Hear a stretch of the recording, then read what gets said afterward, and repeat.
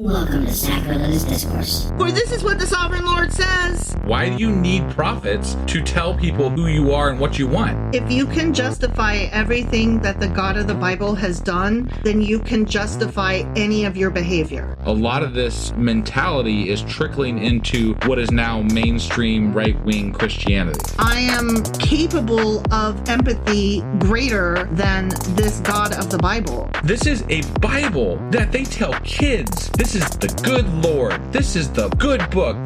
He is fantasizing about murder, mass murder. Head over to sacrilegiousdiscourse.com right now to find out how to leave us a review or support us on Patreon.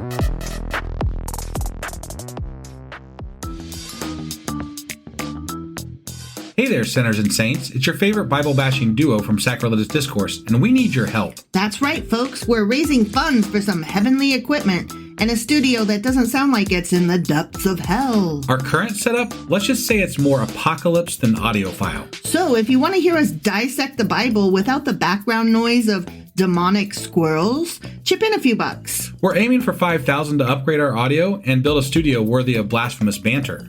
Donate today and help us spread the good word of atheism. You can find a link right on our homepage, sacrilegiousdiscourse.com. Every dollar counts. Even if it's from your collection plate.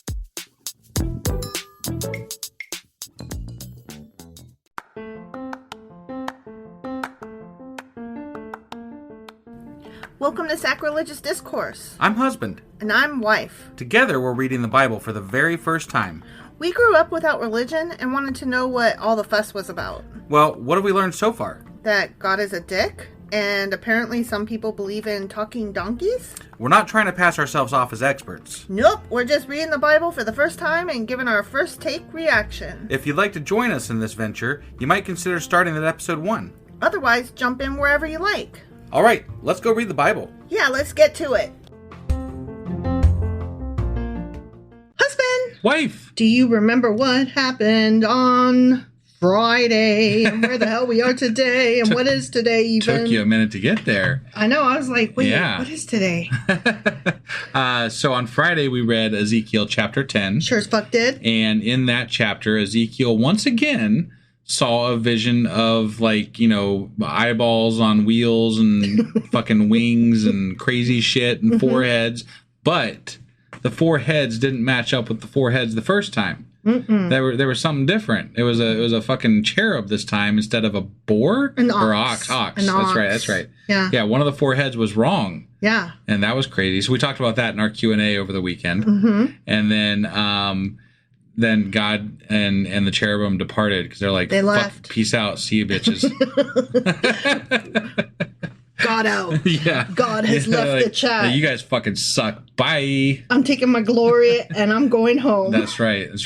Yep. All right. So that was Ezekiel chapter 10. Sure as fuck was. Which means that today we're getting into Ezekiel chapter 11. All right. Let's do this. Okie dokie.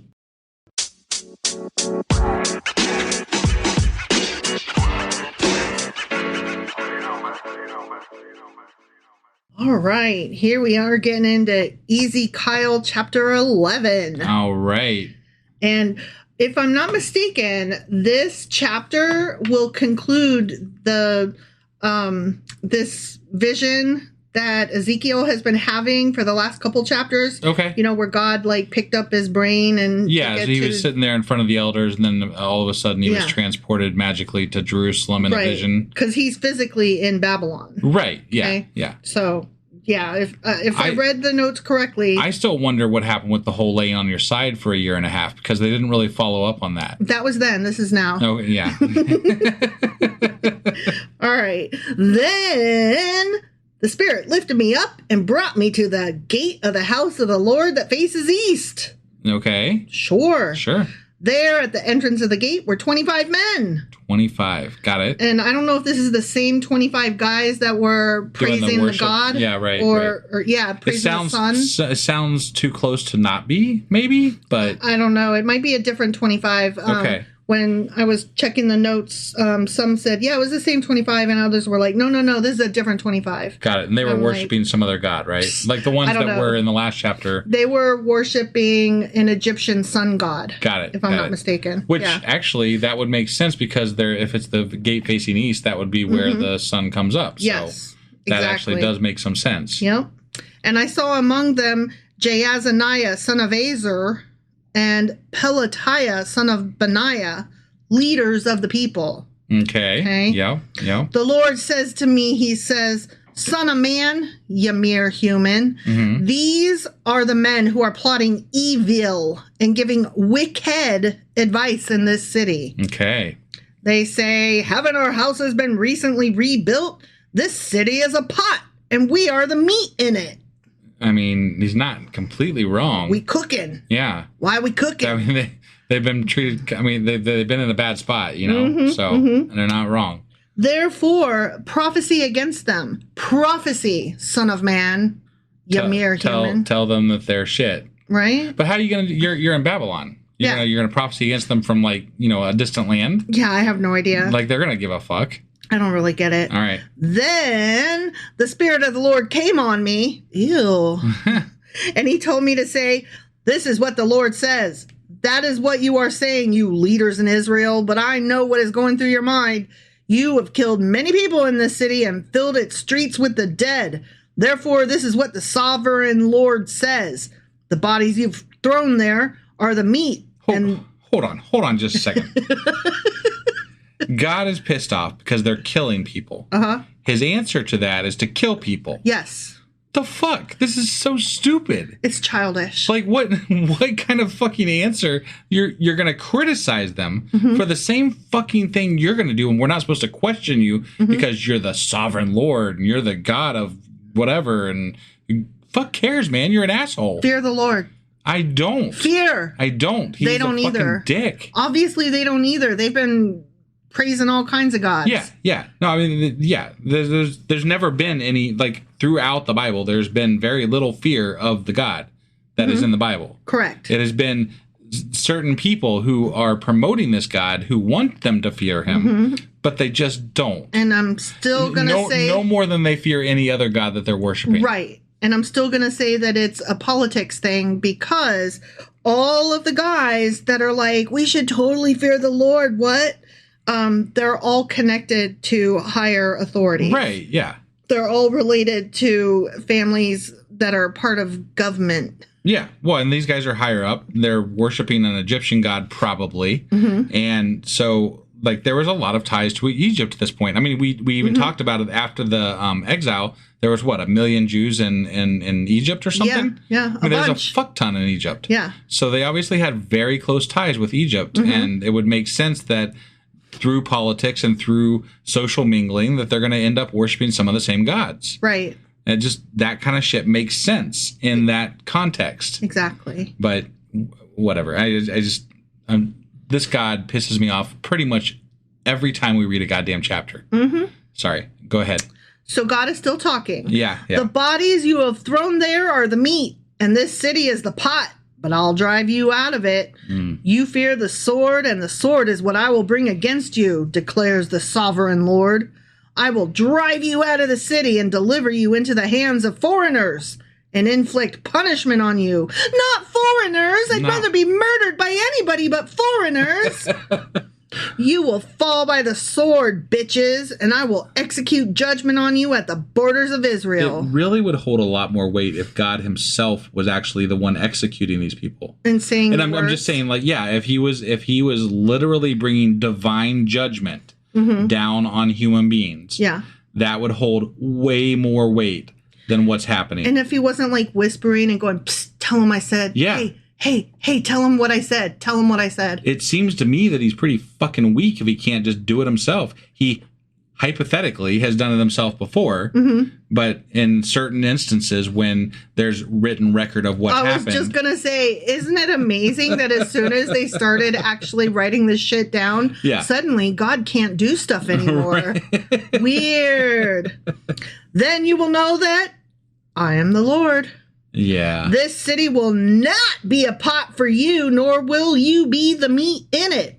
I will execute judgment on you at the borders of Israel, and you will know, what will they know? That he is the fucking Lord. I am the fucking Lord, for you have not followed my decrees or kept my laws, but have conformed to the standards of the nations around you. Yeah. You know, as you do. Right. Like, kind of like if you're in America, you drive on the right side of the road, but if you go to England, you drive on the left side of the road. Yeah, or even Canada. It's right next door to us. Do they drive on the left? They do. I didn't know that. At least, I mean, that's where we drove when we were up there. So if it wasn't the case, then we were doing all kinds of wrong. That's funny. No, because when I was in Toronto, we weren't driving on the wrong side of the road.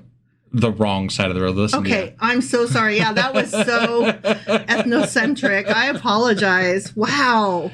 I could have sworn we were. To be fair, I was there. The last time I was in Canada was before I was even driving. So I thought I remember driving on the left side.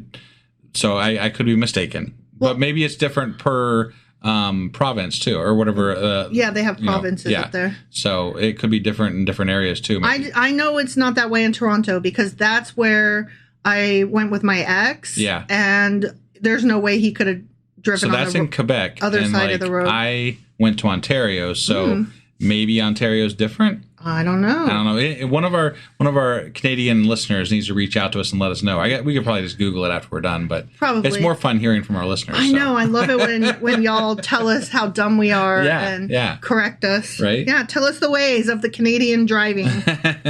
Now, as I was prophesying, Pelatiah, son of Benaiah, died. He just fell over fucking dead. Okay. Yeah. So I'm Ezekiel, and I'm like, blah, blah, blah. God says blah, blah, blah. And then I'm like, holy shit, because Pelatiah just dropped over dead. Is this supposed to be like some sign that God intervened and killed that dude right then and there? Maybe. I don't know. Okay.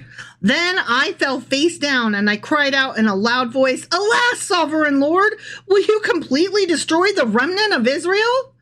Because he killed one guy? Yeah, well, he's like, Jesus Christ, this guy's just standing here and you fucking killed him. What the hell, God? He's talking about killing most of them. That's probably... And he's worried about one fucking guy? Well, I mean, but if, like, the remnant is, like, dying right in front of you, wouldn't you be like, holy shit? But these are people, okay, he's having a vision in Jerusalem where this is like pre-God sending Babylon to them. So the remnant is who he's with currently in the non-vision time. Right. Over there in Babylon. Right. So I don't really understand what I think it's suddenly, because it was right in front of his eyes, I think it suddenly sunk in, like, what God is talking about doing. Got it. Can you imagine if somebody, like, every time somebody had a fucking heart attack and fell over, you're like, my God, what did you do? Right? Like, I can't imagine living like that. Like that's just crazy. Was this part of your ineffable plan? It sucks. Everywhere I go, people die. What the hell, God? All right. The word of the Lord came to me. Son of man, you mere fucking human. Yeah. The people of Jerusalem have said of your fellow exiles and all the other Israelites, they are far away from the Lord. This land was given to us as our possession. Therefore say, this is what the sovereign Lord says. Although I sent them far away among the nations and scattered them among the countries, yet for a little while I have been a sanctuary for them in the countries where they have gone. Therefore say, this is what the sovereign Lord says. I will gather you from the nations and bring you back from the countries where you've been scattered, and I will give you back the land of Israel again. Okay, so he's saying that he's treating the people that are in exile right now good. Is that what he's Supposedly, saying? Because I remember we read earlier that they were going to have houses and they were going to get married and all this other wonderful shit, right? But then why all this? There was a big commotion about how they needed to get back because it sucked so bad under the Babylonian exile. Yeah, but they never like spelled that out. Like we're supposed to believe that it was like peaches and cream. But it was there just under the surface. Yeah, like, we picked up on it. Like, oh, it probably sucked. Yeah, like until Cyrus took over, until he came in. I think it seemed the way they were talking that things weren't so great. Yeah. Yeah. So this is kind of a lie. Yes. And it's a lie that's propagated throughout this whole section of the Bible. Yeah. Yeah. Which is funny because like it's literal like They're just trying to rewrite history. It's propaganda. Yeah, it's propaganda. They're like, shh, it's fine. Everybody's fine where they. It's great. No, it's fine when they want it to be. It's not when they don't want it to be. It's the worst. It's the best. Right, because Cyrus was the savior, right? Yeah. Why is he a savior if they were being treated equitably and good? Exactly. That's you don't need a savior if you're being treated good. That's true. So that's very true. Yep. Well, God is continuing to talk. Yeah. They will return to it, Israel, and remove all its vile images and detestable idols. I will give them an undivided heart and put a new spirit in them. I will remove from them their heart of stone and give them a heart of flesh. Then they will follow my decrees and be careful to keep my laws. They will be my people, and I will be their God. But as for those whose hearts are devoted to their vile images and detestable idols, I will bring down on their own heads what they have done, declares the sovereign Lord. Okay. Yeah. But it was all of them sometimes. Mm-hmm. They all did that. Yeah. So, and moreover, from what I understand, it kind of increased with them being down in Babylon and up in Babylon. And they were worshiping more different gods and learning, like Zoroastrianism has come up multiple times in our podcast. Yes, it has. And it actually seems like it heavily influenced the direction that Christianity went in, like and Judaism for that matter. Judaism on into Christianity. Yeah. So, I mean, it increased the magic of it. They definitely did not stop worshiping other gods or getting influenced by other gods at the very least. Right. So, yeah, I don't know. Yeah. Then the cherubim with the wheels beside them spread their wings, and the glory of God of Israel was above them. The glory of the Lord went up from within the city and stopped above the mountain east of it. The Spirit lifted me up and brought me to the exiles in Babylonia in the vision given by the Spirit of God. Then the vision I had seen went up for me, and I told the exiles everything the Lord had shown me. The end. Okay. All right. That's exciting. We're done with that vision. Yeah. Before we hop out of here, I do want to cover real quick, because I didn't cover it in the intro, but we are still doing a Patreon drive to get some more members. We're trying to get to a level where we can start kind of getting some advertising done for our podcast. We want to really spread the word out there, and we need your guys' help to do that. Yeah. The advertising dollars that we get with regard to the advertisements that we put up right now don't really pay for a whole lot. So we're trying to get our Patreon level up to about $400 a month, which would really, it would amazingly help what we can do with this podcast and where we go from here. Right. So if you are able to increase your membership or start a new membership, we have memberships starting as low as $1 a month. And every little bit really does help, guys. The $1, don't even think twice about, that if that's what you can do, that's what you can do. And it's much appreciated. It is very much appreciated. And then for those of you who are out there and have something that you would like to advertise on our podcast, we now have advertising tiers, and there is a free 7-day trial on those so that we can get everything set up without you having to pay anything until that's done. So if you have something you'd like to advertise, maybe reach out to us via email or sign up and then reach out to us through Patreon. And then we can talk about getting an ad up for you on our podcast at those tiers starting as low as $20 a month for advertising. So just hop over there to patreon.com/sacrilegious discourse, or go to our webpage at sacrilegiousdiscourse.com and click on the link at the very top there where we're doing our drive. And we'll see if we can get it all worked out for you. And hopefully we'll see you on the Patreon. Yes, that would be very cool. That being said, that was Ezekiel chapter 11. Indeed it was, my good sir. And we will be back tomorrow with Ezekiel chapter 12. All right. We'll see you guys then. Bye.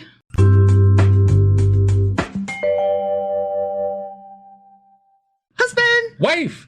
Do you remember what happened yesterday and where the hell we are today? Well, yesterday we read Ezekiel chapter 11. Sure as fuck did. And in that chapter, I think it was God or Ezekiel was talking about all the meat on the ground, which was dead humans, apparently, I think, or something. Or it was humans that were going to be dead. I'm not really sure what that was all about. We're a pot. They're a pot, and the meat's cooking inside. And that's what was happening. You're a pot of meat. And it wasn't good. He's going to judge them, drive them out of the city, and abandon them and out of the pot and into the kill fire. Lots of people. But then you know what? What? He's going to redeem some of them. but only He's going to be nice to a few of them. But only like one or two, and certainly not that one guy that like fell over dead in the middle. Right, yeah. There was one guy that just died right in front of right in front of Ezekiel in the middle of his vision. Mm-hmm. Vision. His vision. It was a vision where somebody died. Somebody died in the vision while he was delivering. And we believe visions because, I actually don't have an answer for that one. So. Yes, that is what happened. Right, yeah. So anyway, that was Ezekiel chapter 11. Yes. Which means that today we're getting into Ezekiel chapter 12. All right. And before we get into this episode, I do want to mention that we are in the midst of a Patreon drive. We have membership levels starting as low as $1 a month. We are trying to reach a goal for some specific things that we're trying to do for our podcast to move things forward a bit. So if you have the ability to help us out at all, we have membership levels starting as low as $1 a month. Just head over to sacrilegiousdiscourse.com, and we have a banner right at the top tracking our goal and our current level. And then just click through there and help us get this going. We also have advertising tiers, so if you want to advertise on our podcast, check that out too. And those are limited availability. Very limited. Get them while they're there. Yes. So that being said, that was Ezekiel chapter 11, and let's go ahead and get on into Ezekiel chapter 12. Okie dokie.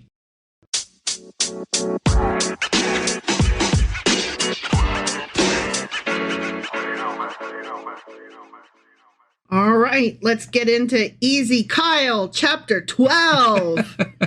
The word of the Lord came to me, son of man, which mere human. We know means mere human. Yeah. Yes, son of a bitch. Right. You are living among a rebellious people. Remember? I do. They've covered this a lot. Multiple times. Yeah.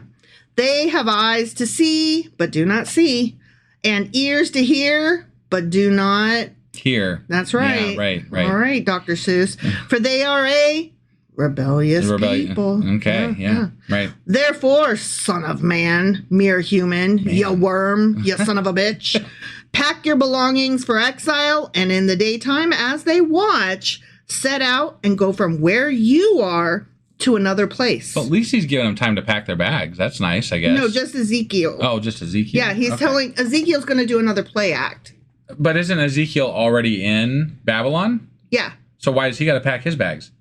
Because I don't know. Right. That's what I I'm haven't saying. read this yet. Okay. All right. But he's saying these guys think they're going back home and they're not. And these guys think that everything's going to be fine and it isn't. I feel like that was God talking to the Israelites, sort of. Well, he's talking to Ezekiel. Right, but he might, usually when God's talking to Ezekiel, he's telling him something that he should say to the people of Israel or whatever. Right. Or to people that would hear Okay, him. but I'm telling you that he is telling Ezekiel, go pack a bag and you're going to do some play acting for me. Oh, he's packing a bag to go. Okay. That's what I'm trying to tell you. I'm sorry, I was misunderstanding. I apologize. I know. I apologize. Good. You were right, I was wrong. As well you should be. Yeah. Okay, so he says, as they watch, set out and go from where you are to another place. Perhaps they will understand, though they are a rebellious people. Yeah, as we well know. Those worms. Yeah. During the daytime, continues God, while they watch, bring out your belongings packed for exile. Then in the evening, while they are watching, go out like those who go into exile. Wait, while they watch. He's going to enact a play of going into exile? That is so fucking weird.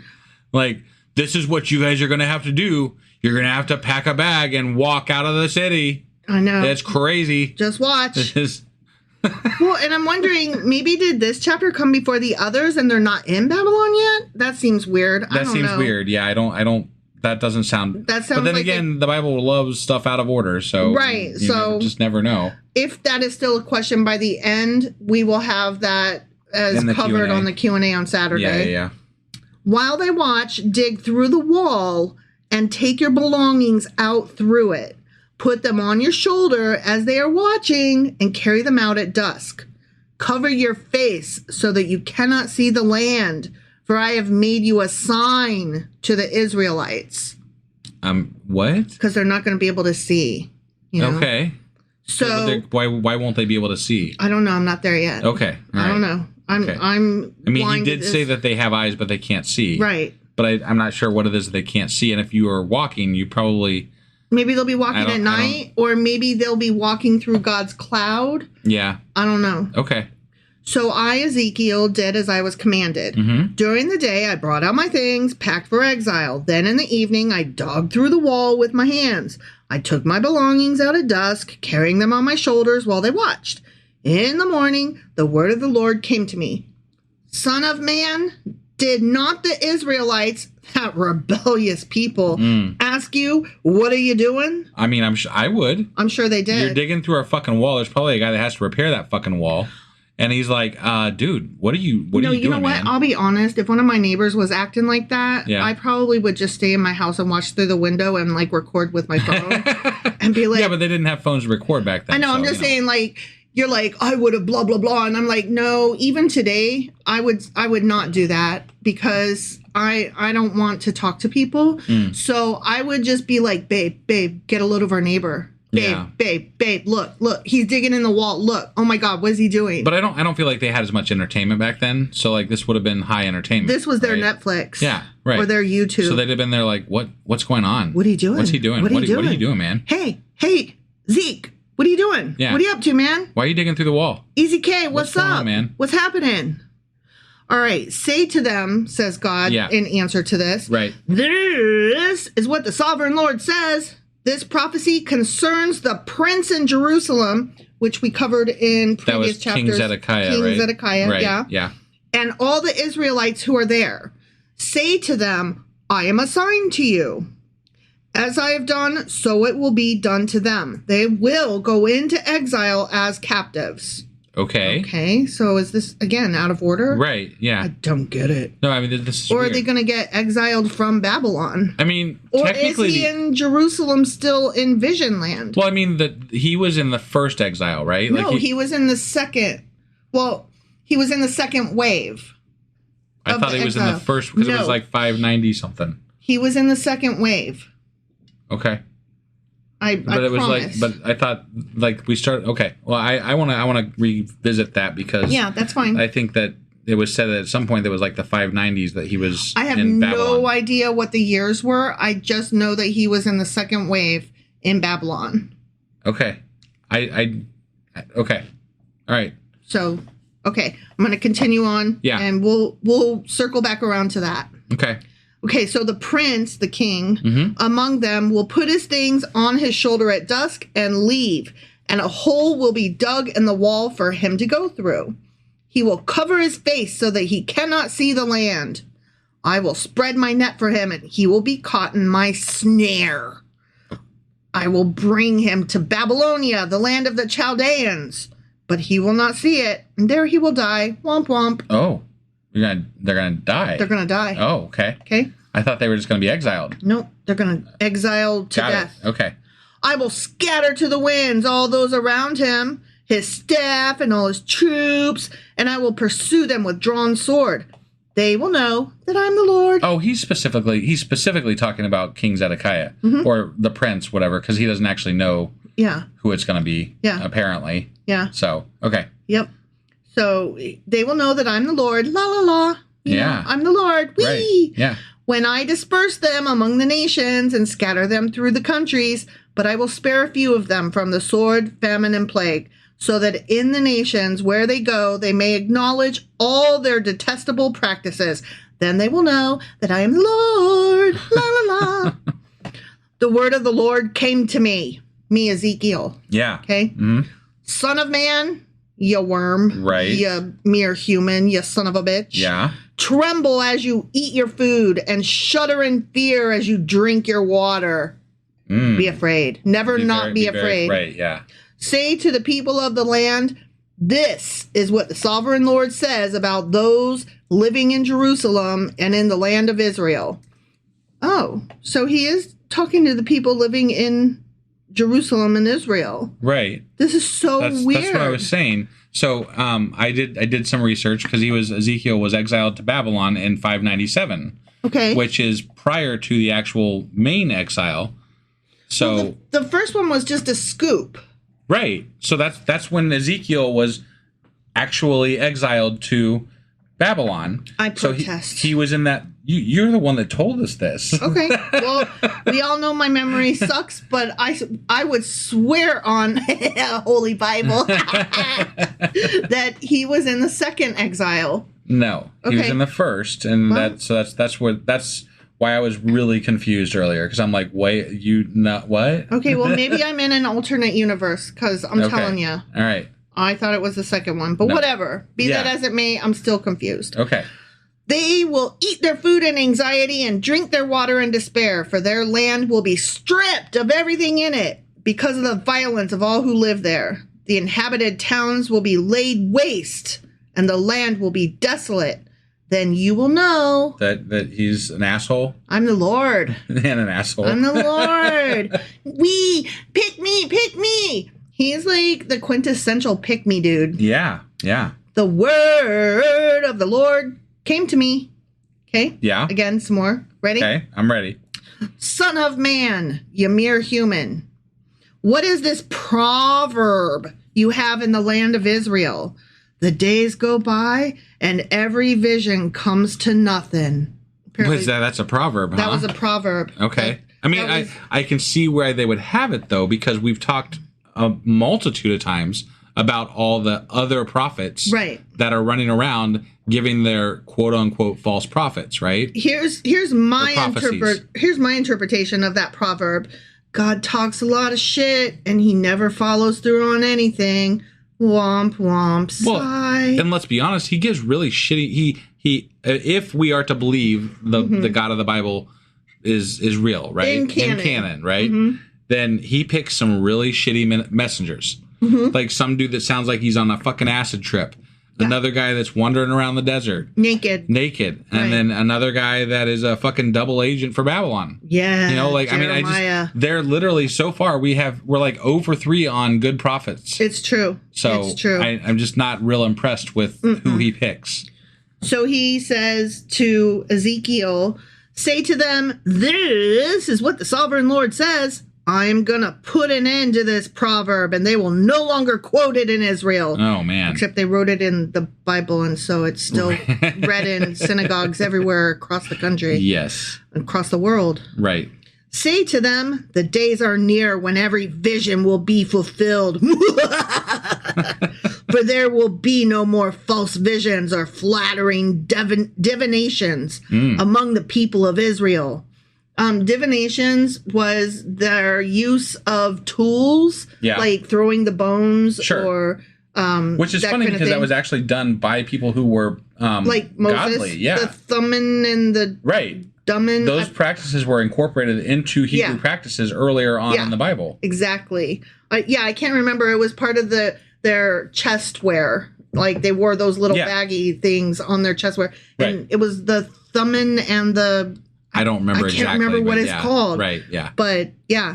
It's just funny to me that, like, even in the Bible itself, the practices and the image of what God actually is has evolved to the point where it's not entirely recognizable by what God was at the beginning of the Bible. Right. Like, if Moses came to these people, he'd be like, I don't know, let's throw the bones. And they would be like, gasp. Right. And they would, like...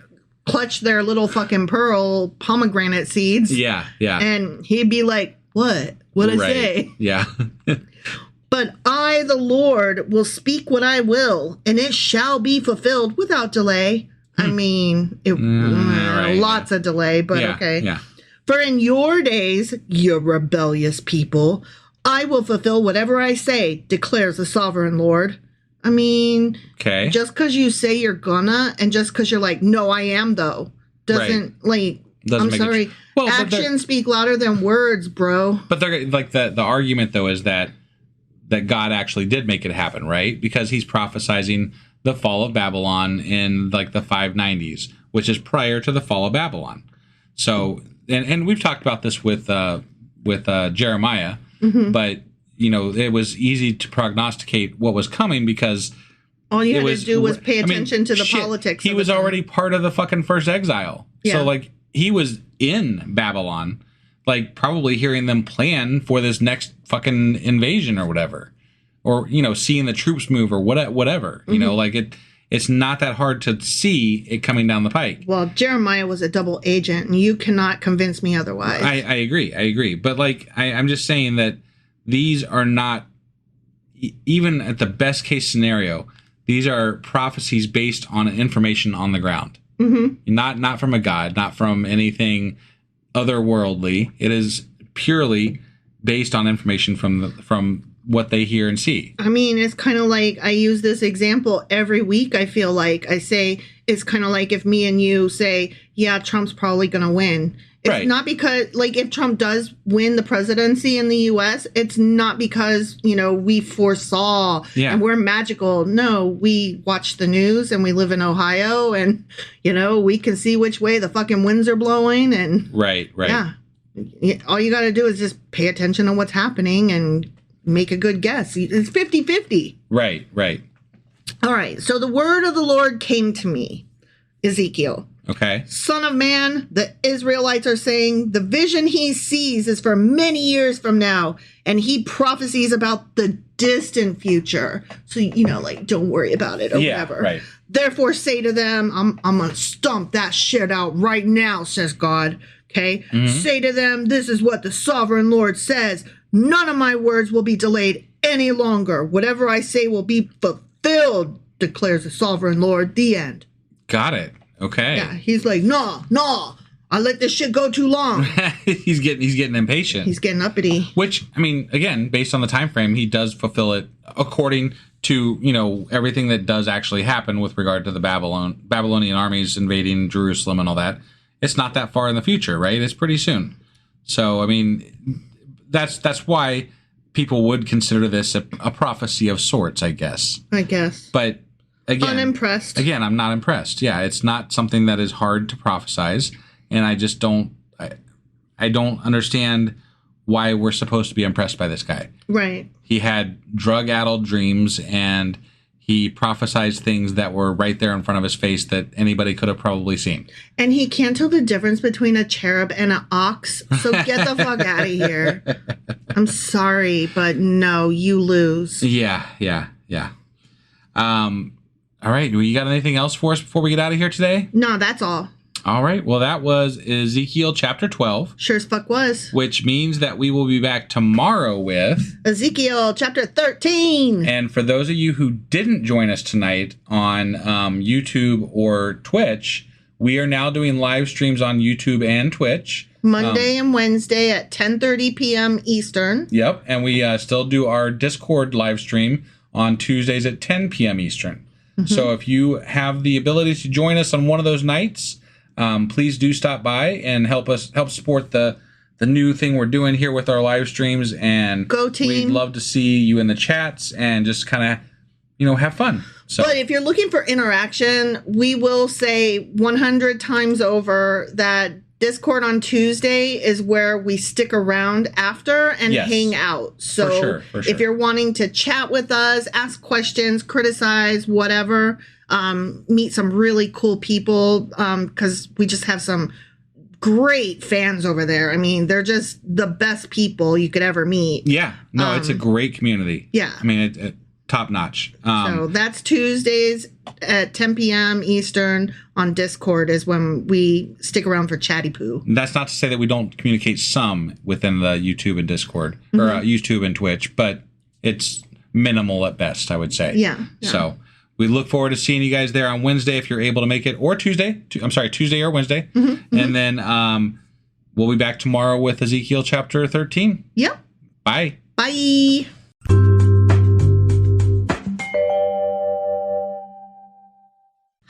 Wife! Do you know what we did yesterday and where the hell we are today? Well, yesterday we covered Ezekiel chapter 12. We sure as fuck did. And in that chapter, Ezekiel had to pack his bags and... He had to scamper. And then he dug a hole in the wall. And as you do. And he left Jerusalem as a performance. Mm-hmm. But I'm not really sure how he was in Jerusalem because I thought he was in Babylon. Oh, he was. And you got some information about I this. have some information, and somebody owes me an apology. I'm sure I was wrong. I'm always wrong. Well, we do an episode where I'm always wrong. That is true. But 99% of the time I'm wrong, and I'm like adamant. Yeah. And this time, like, I literally went back and listened to the timeline that we covered in chapter 1, and Ezekiel was in Babylon. He was taken there during the second wave. Okay. Yeah. And we specifically covered that in the timeline in chapter 1. Okay. It's like within the first 10 minutes of the episode. Got it. So you were definitely right then. Yes, I was definitely right. I got one more correction to throw out there. Okay. You were right one more time. Oh, was I? You were right twice yesterday. Holy shit. Yeah. Canadians do not drive on the left side of the road. They drive on the right side. I was mistaken. I said in the podcast episode that when I was up there, I was a kid and I wasn't actually driving, but I could have sworn we drove on the left side of the road. But it was probably just me looking at the metric system and getting all kinds of fucked up. So See, and like I said, I knew in Toronto that they drove on the right side of the road. Yeah. So I was like, unless they do it different province, you are wrong. I was wrong. You were right twice yesterday. I really am okay with the world exploding right now because I've reached peak wifeism. All right. So yesterday we read Ezekiel chapter 12. Yes. Actually, real quick before we get into that. Yeah. So we're on our Discord tonight. And I wanted to wait for this episode to do this because I'm really grateful, and it really does mean a lot to us, guys. So I just wanted to say this out loud that we are doing a Patreon drive right now, and we're trying to get to a $400 per month level on that Patreon to take care of some things as far as pushing our podcast forward with regard to advertising and different things like that. And one of our current patrons and one of our current Discord friends, Brady, upped their donation level by $5. And I just wanted to say thank you so much. We really appreciate you, Brady. You are more than just someone who contributes to our podcast. You are a really great friend, and we love having you around. So we really, really, really appreciate you. And that's a fact. I mean, even without the support, the fun that you give us in the Discord, like, you're amazing. You're amazing. You are like the bee's knees, my man. Definitely. So that being said, today we are getting into Ezekiel chapter 13. Yes. Are you ready to do this? I am. Let's go. Let's do it. Okie dokie.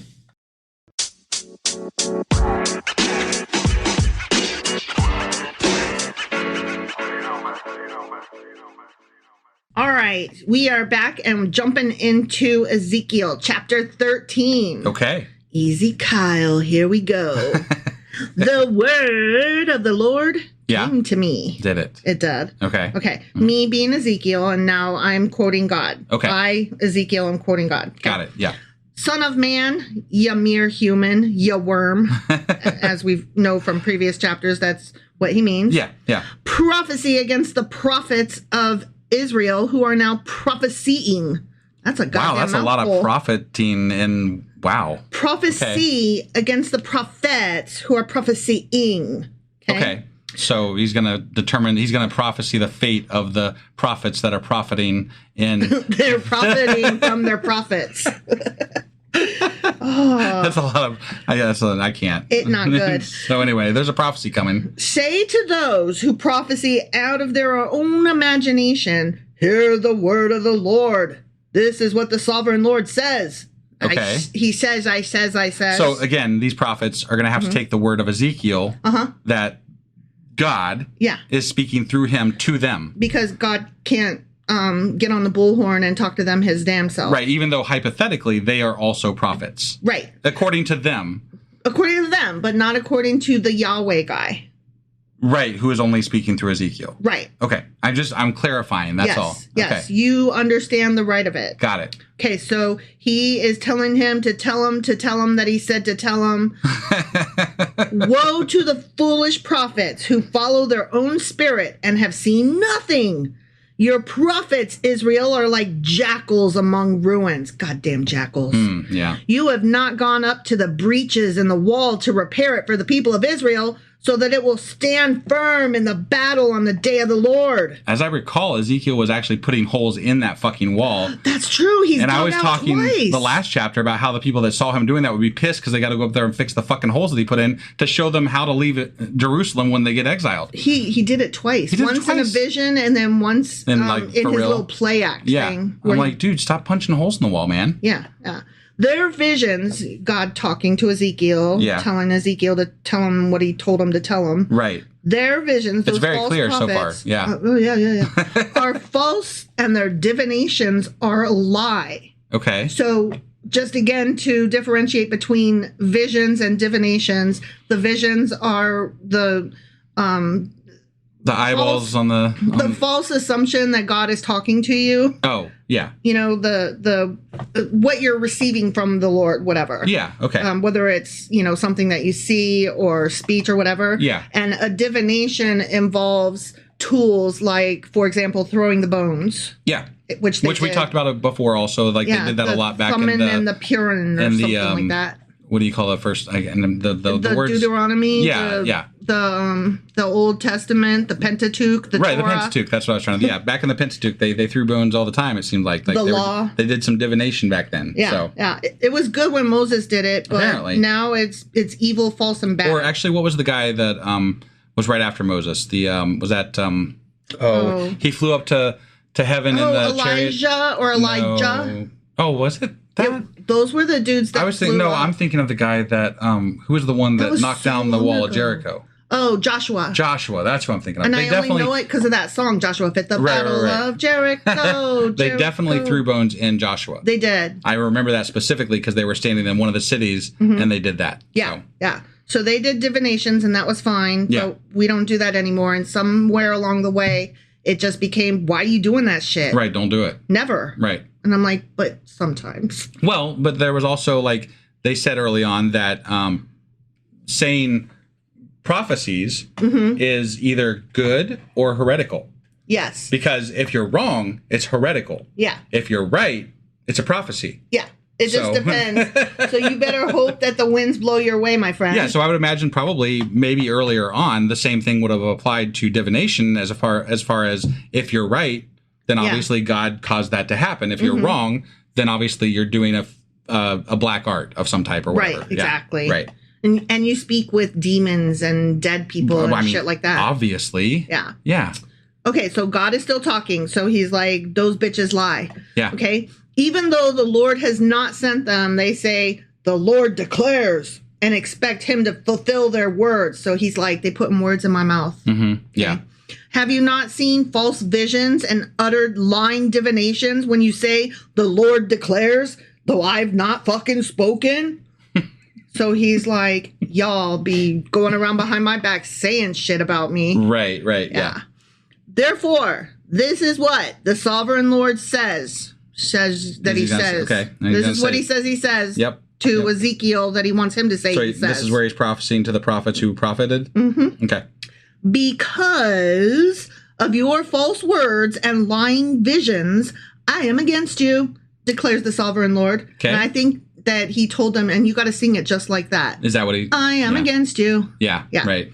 My hand will be against the prophets who see false visions and utter lying divinations.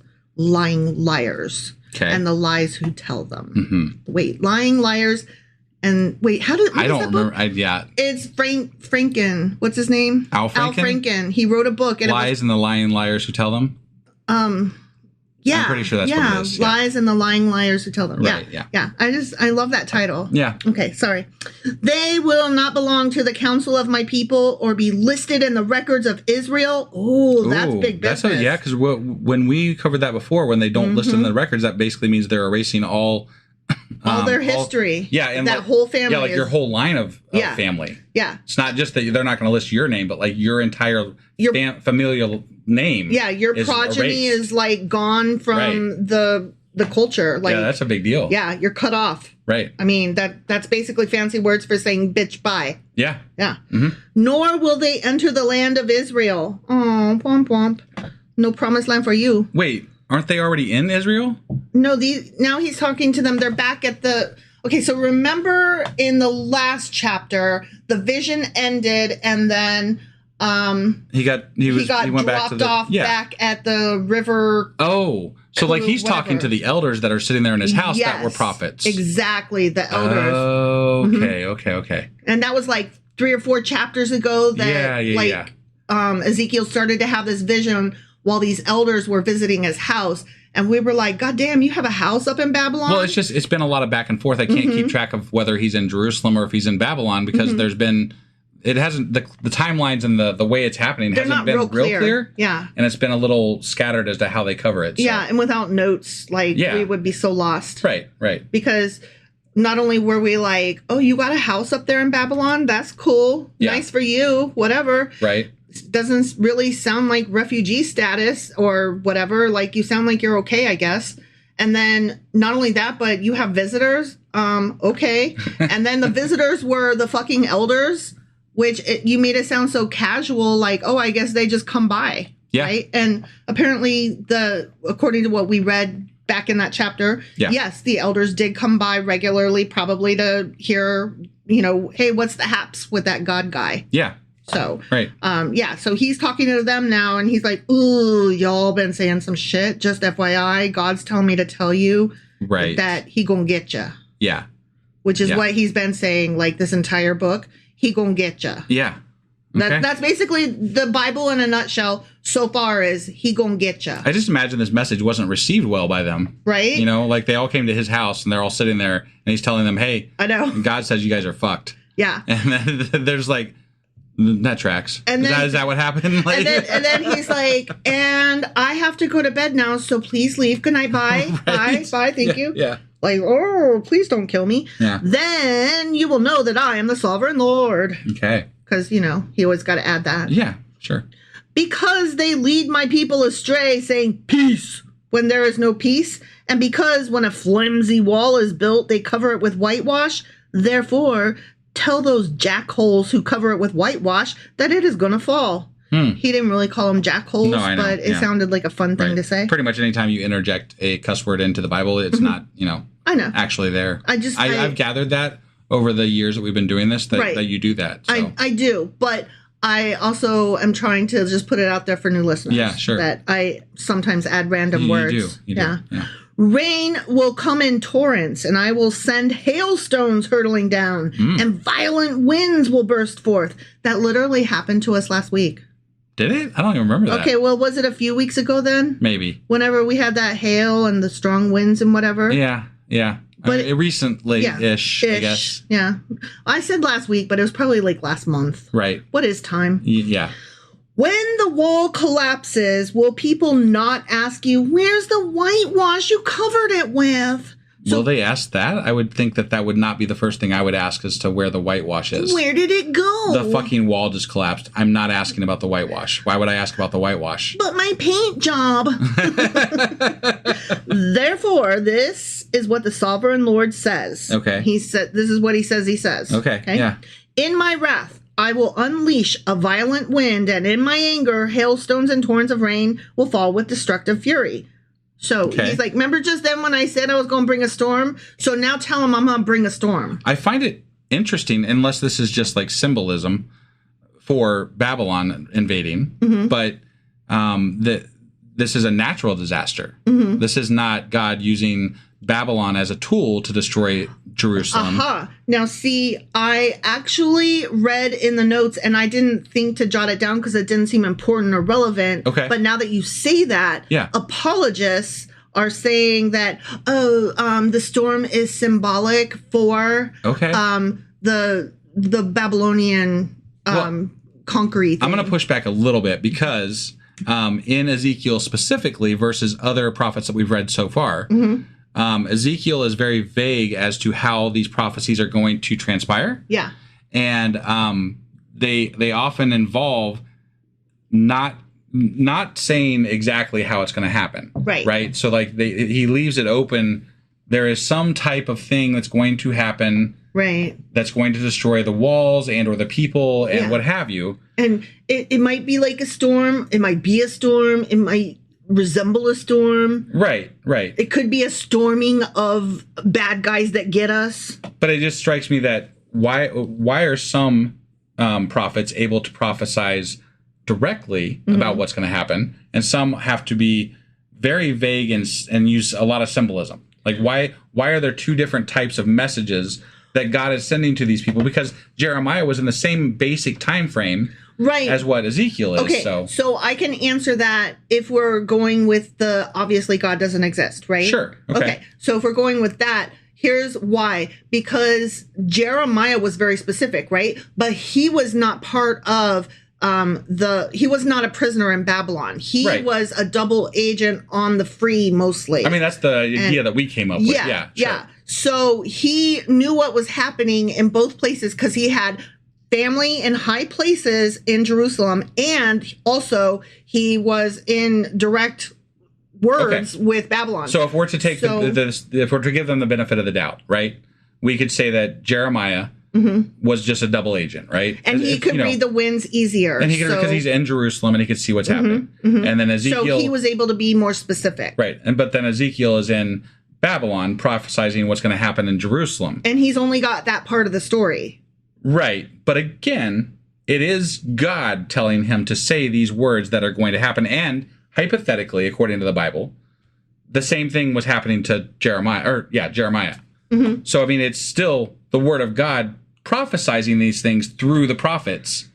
And so that's where it gets a little, harrowing as with, muddled with regard to the message. I was giving the actual real answer, and you were asking, like, why can't God deliver better messages? And I was like, because God isn't. Right. I'm saying in canon, obviously. Canon, right. We obviously don't believe that God exists. So, but we're trying to give this the sense that we're trying to if sometimes we take allow, it at its word. If we take it at its word, how does that work? Right. Okay. And in essence, it doesn't. Right. It just doesn't. Yeah.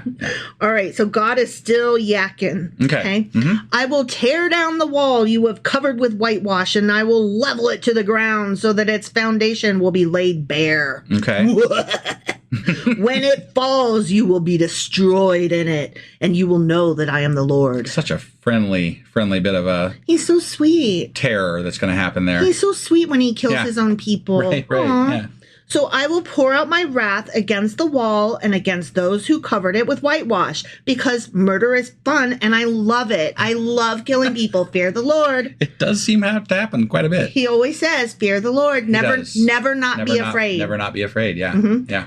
I will say to you, the wall is gone, and so are those who whitewashed it, those prophets of Israel who prophesied to Jerusalem and saw visions of peace for her when there was no peace. How dare they see peace? Declares the sovereign Lord.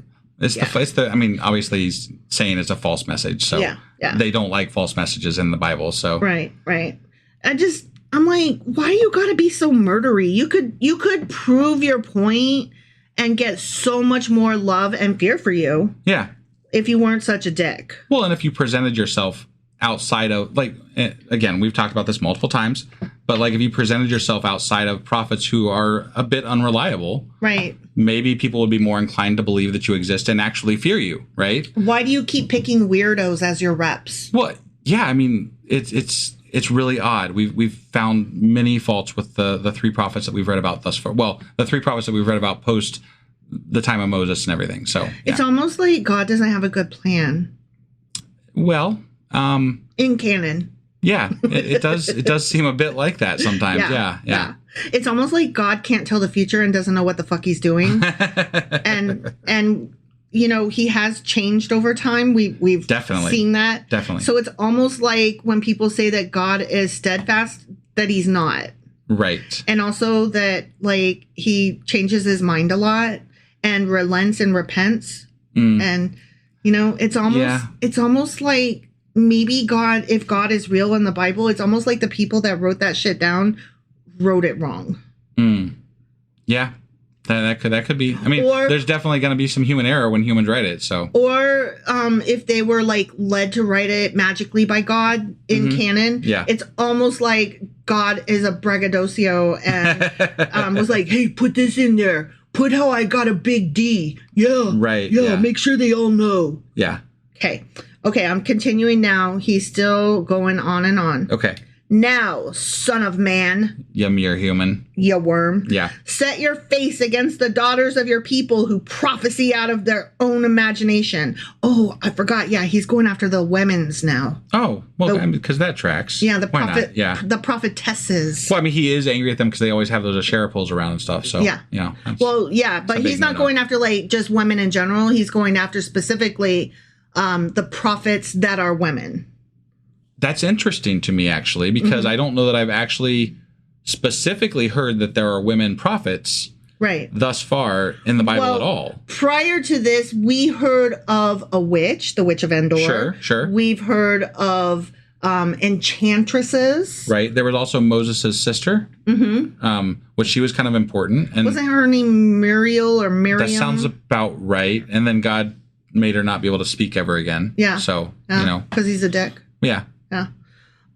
Yeah, so there were women. We just don't give a shit about them as usual. Generally, yeah. Yeah. So anyway, prophecy against those bitches and say, this is what the sovereign Lord says. You know, tell him I says that I says, woe to the women who sew magic charms on all their wrists and make veils of various lengths for their heads in order to ensnare people.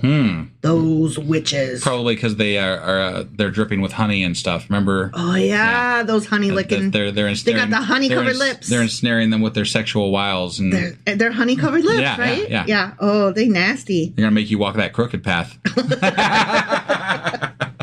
Will you ensnare the lives of my people but preserve your own? I mean, yeah. Right. Yeah, that is what I will do. Yes. Sure. You have profaned me among my people for a few handfuls of barley and scraps of bread. Ooh, he's like, you sold your soul for such a low price. Right, but he's not even talking directly to them. Right. Like he literally has not said these words to them. Right. So he's saying this through Ezekiel again. He's like, Maybe, Ezekiel, go tell them that they should have charged higher prices. By lying to my people who listen to lies, you have killed those who should not have died and have spared those who should not live. Okay. I don't really how see that. have they spared? Who should? I mean, like, it's not up to them to make those decisions, right? Well, okay, what he's saying is you led them astray, and therefore these people, obviously these men can't be helped. They would have been fine. They've had that theme has run through the Old Testament quite a bit, and I do not like that at all. The men are fine. It's the women leading them astray. Men are just mere monkeys. Yeah. They cannot help themselves. And therefore, as I always say, I will agree with you. If men are monkeys and cannot control themselves and can't help it, they should not be in power or have driver's licenses or be allowed to vote because they're just monkeys. They can't help it. Right. Those poor... I'm inclined to agree with you generally. They just can't help it. Yeah. They see a woman and they go, and they got to go get it and hit it. I'm very proud of the fact that I'm able to think on my own and come to my own conclusions and create my own actions based on my own morals. It's almost like you're not a monkey and that you can help it. I endeavor to be, just me. Right. And I'm pretty happy with that. Yeah. So thus far. But throughout the Bible, if it changes, I'll let you know. This whole book is just like an apologist for men being rapey, nasty fucks. It does seem that way sometimes. Yeah. Yeah. So this again is those men would have been walking the straight path had these damn bitches not led them astray. Right. And I'm like, maybe they were already astray and that's how they found the witches. Yeah, I would imagine, yeah. You don't just like walk down the street and trip over a witch like, oh, hey, while you're down there, can you throw me a spell? They know that they got to walk down, that dark alley to find them. So they chose to walk down that dark alley first. They knew where they were going. Yeah. Therefore, this is what the sovereign Lord says. Okay. Tell him what I says. Yeah. I am against your magic charms with which you ensnare people like birds, and I will tear them from your arms. So you led them astray, you damn bitch, so I'm going to kill them. Yeah. And it's your fault. Not me, the murderer. It's your fault. Yeah. And not their fault because they were tricked, but I'm still going to kill them anyway. Why are you making me kill the people that you led astray and you? Because what? Woman. What?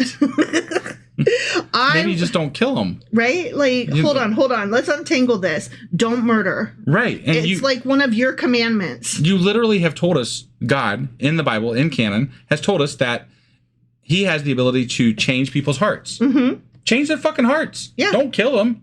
Yeah. Send them a message. Show them that you're powerful. Show them something. Let's be problem solvers. Right. Right? Yeah. I will set free the people that you ensnare like birds. Why we got to be ensnaring birds all the time? I don't know. I will tear off your veils and save my people from your hands, and they will no longer fall prey to your power. Oh, so they got power. That's cool. He said that. Yeah, wow. Right? He's granting them power. That's kind of cool. They probably were influenced by Lilith or something. Oh, yeah. Yeah, Lilith, the ultimate she-male. Yeah. She got it. Right. Then you will know that I am the Lord. Will we? Well, you know that? I said it only because Ezekiel told us, but 100 times. Not per because chapter. you told us. Right. Okay. Because you disheartened the righteous with your lies when I had brought them no grief, and because you encouraged the wicked not to turn from their evil ways and so save their lives, therefore you will no longer see false visions or practice divination. Okay. Hold on. Wait, so they were seeing visions? I was seeing visions. Therefore, in my mind, like if I'm seeing visions, I'm thinking surely they come from God, right? Well, but God was saying he's going to stop them from seeing visions, right? So he was allowing it before by that line of thought, right? Yeah. Why was God allowing them to see false visions? Right. And now he's going to stop them from seeing those visions. And he's punishing them and the people that were led astray by them. And those women, if they were really seeing visions, probably really thought that they were seeing God's vision. Well, yeah, if you see a fucking vision and you live in a time when apparently God is all around or something, like, and there's prophets running amok. There's prophets everywhere. You're going to think that vision you saw was from God. And if God has the ability to end you seeing those visions, it only makes sense that God allowed you to see those visions in the first place. Otherwise, he would have stopped it before. Right. Yeah. So he's essentially allowing the thing to happen from these people, and then he's going to kill people for having these things happen to them. Right. That they can't help. That's because, see, I thought that he was saying you're liars and you lie and you made that shit up. Right. But what he's just saying is you were having some visions, but that shit didn't come from me, and I'm going to stop that. Right. And it's like, hang on. I'm not okay with this, sir. Yeah. Like, no. That's just a bad that's the scenario whole thing is not good. I don't like that. I'm not down with that. No. So he is going to stop them from seeing false visions or practicing divination. And I'm like, what, you going to break my fingers? I could throw a goddamn bone. What? I will save my people from your hands. And then you will know that your name is the Lord. I'm the Lord. He's the Lord. I'm the Lord. Yep. The end. Because he stopped it. The thing that he let happen. Yeah. Okay. Like, good job, you. Good. Yeah, great. Yeah. That's awesome. So let me ask you this.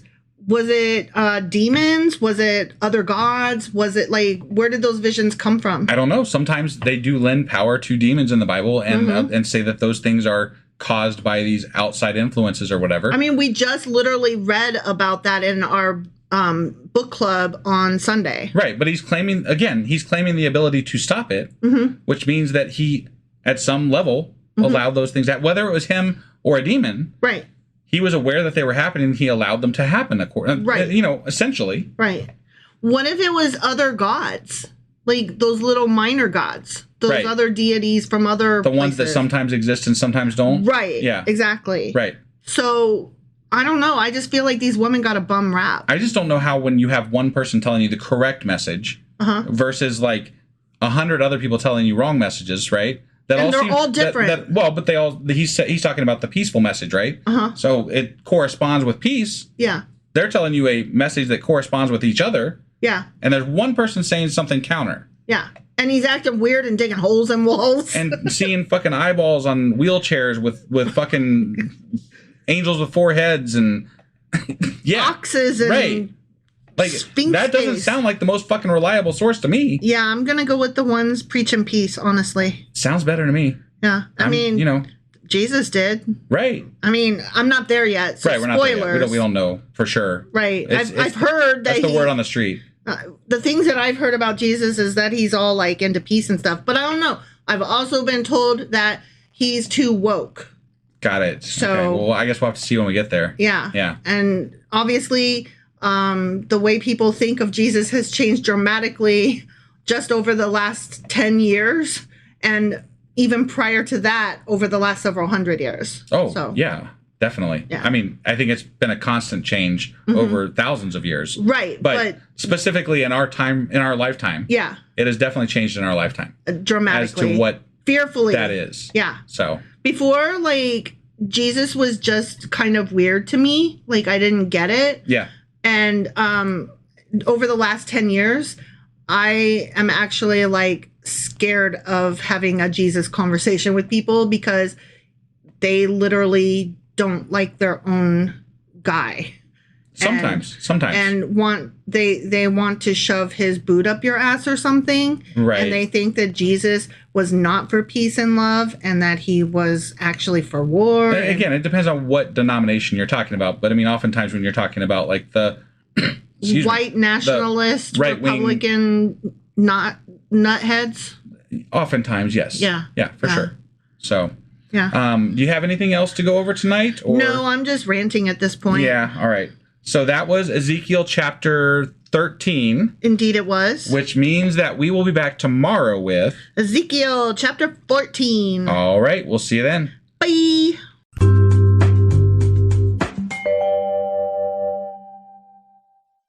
Husband. Wife. Do you remember what happened yesterday and where the hell we are today? Well, we did read Ezekiel chapter 13 yesterday. Mm-hmm. And in that chapter, God was mad at the prophets for spreading false prophecies. Mm-hmm. Essentially. And then the female ones got their own special mention. Yeah, but like I don't know of any female prophets. We've met a judge in Deborah. We've met Miriam, who is just like kind of an important woman. But we haven't met any actual female witch prophets of Endor. yet. Witch of Endor was a witch. A witch, yeah. Well, so, see, I don't know if there's a difference between witches and prophetesses and sorceresses and all of that. I don't either. But they have not said that they are prophets, and definitely they have said that Isaiah, Jeremiah, and Ezekiel are prophets. And Moses, I think, or whatever. Who the fuck ever. There's been prophets, but none of them were women. Right. Yet. Because women don't I think count. there might be one that's coming up, but I'm not sure. Women Possibly. are just incubators. I hate to tell you this. In the Bible, that's true, yeah. So they were, I think they also got onto them about throwing bones, and they were not happy, or God was not happy about that at all. So he was yelling at the prophets for utilizing divination and stuff, which, I guess that's not a good thing to do. Even though it was okay early on when Moses was doing it.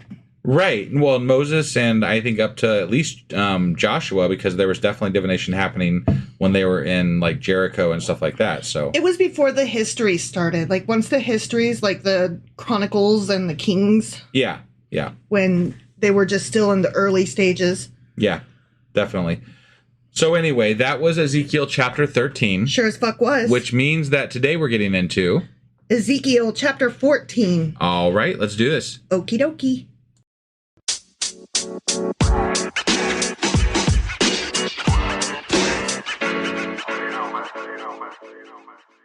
All right, we are hopping into Ezekiel chapter 14, giving the big Easy some love because he's just my favorite prophet. Ezekiel chapter 14. Some of the elders of Israel came to me and sat down in front of me. You know the way they do. They already did that. That was like 2 chapters ago. Well, actually, it was the beginning too. Like they're always coming over. Oh, so they just hang out at Ezekiel's house all the time. They're always like, "Heard from God yet? Heard from God." They're like, "Hey, it's prophet night. Everybody coming? Are we there yet? Yeah. Are we there yet? Are we there yet?" It's like poker night, but prophets. Yeah, exactly. Right. Then the word of the Lord came to me, "Son of man." Yeah, mere human. You worm. These men have set up idols in their hearts and put wicked stumbling blocks before their faces. Wait, now you don't even have to worship actual idols. They just have to be in your heart. Yeah. That's crazy. So like now you can just be blamed for worshiping idols even if you don't have one. You're like, that's some bullshit. Like that's changing the rules, man. I know. Like all I did was literally open my door and walk out into the front yard, and I got in trouble, and I still don't know what I did. Right? because, somebody accused me and didn't like me. Yeah. Should I let them inquire of me at all? Yes, if you are God, right? Is that a legit question? Right. Therefore, speak to them and tell them, this is what the sovereign Lord says. Because, he's got to say, tell them that I said what I said, I'm telling them. And now I'm saying it, yeah. Yeah. Right. This is what the sovereign Lord says. When any of the Israelites set up idols in their hearts and put a wicked stumbling block before their faces, and then go to a prophet, I, the Lord, will answer them myself in keeping with their great idolatry. So you can have a stumbling block as long as it's not a wicked one? Well, here's my thing. If you could tell them yourself this whole fucking time, yes, please, that would be Why great. haven't you been doing that? I will do this to capture the hearts of the people of Israel who have deserted me for their idols. Why do you think they deserted you? Because he hasn't fucking answered any of them, ever. In fact, what he's done is kill the fuck out of them over and over and over again. Yeah.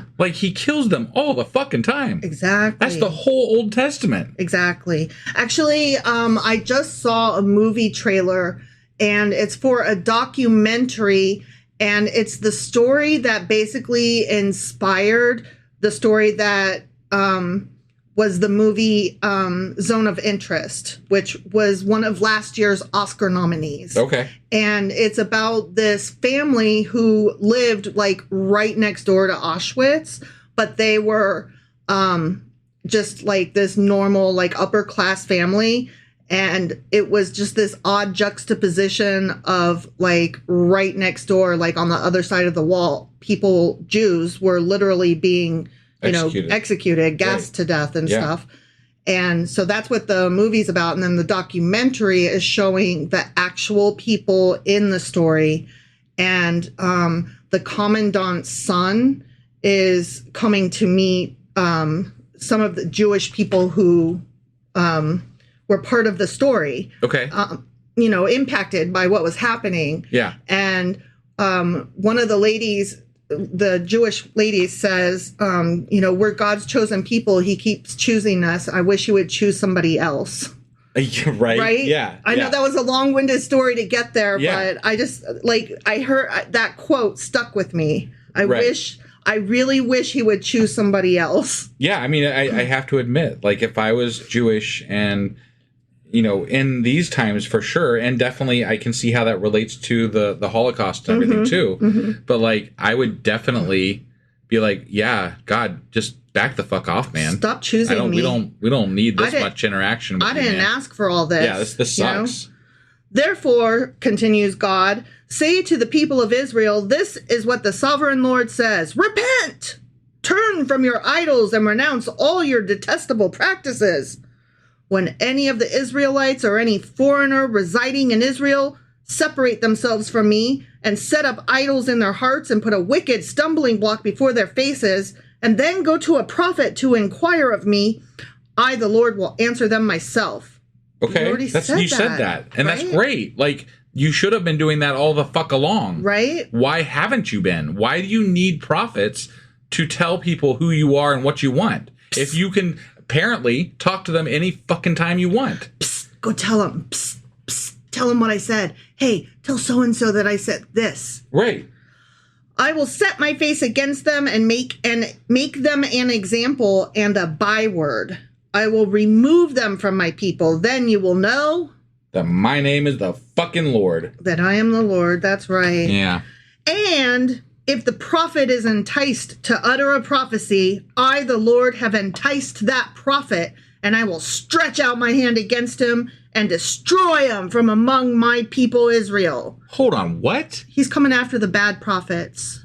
Okay, but he just said he was going to entice the prophet to do that? I guess. I don't quite understand. Is that what he said? He's going to entice... reread that, because I'm a little confused as to why he's going to kill this prophet here.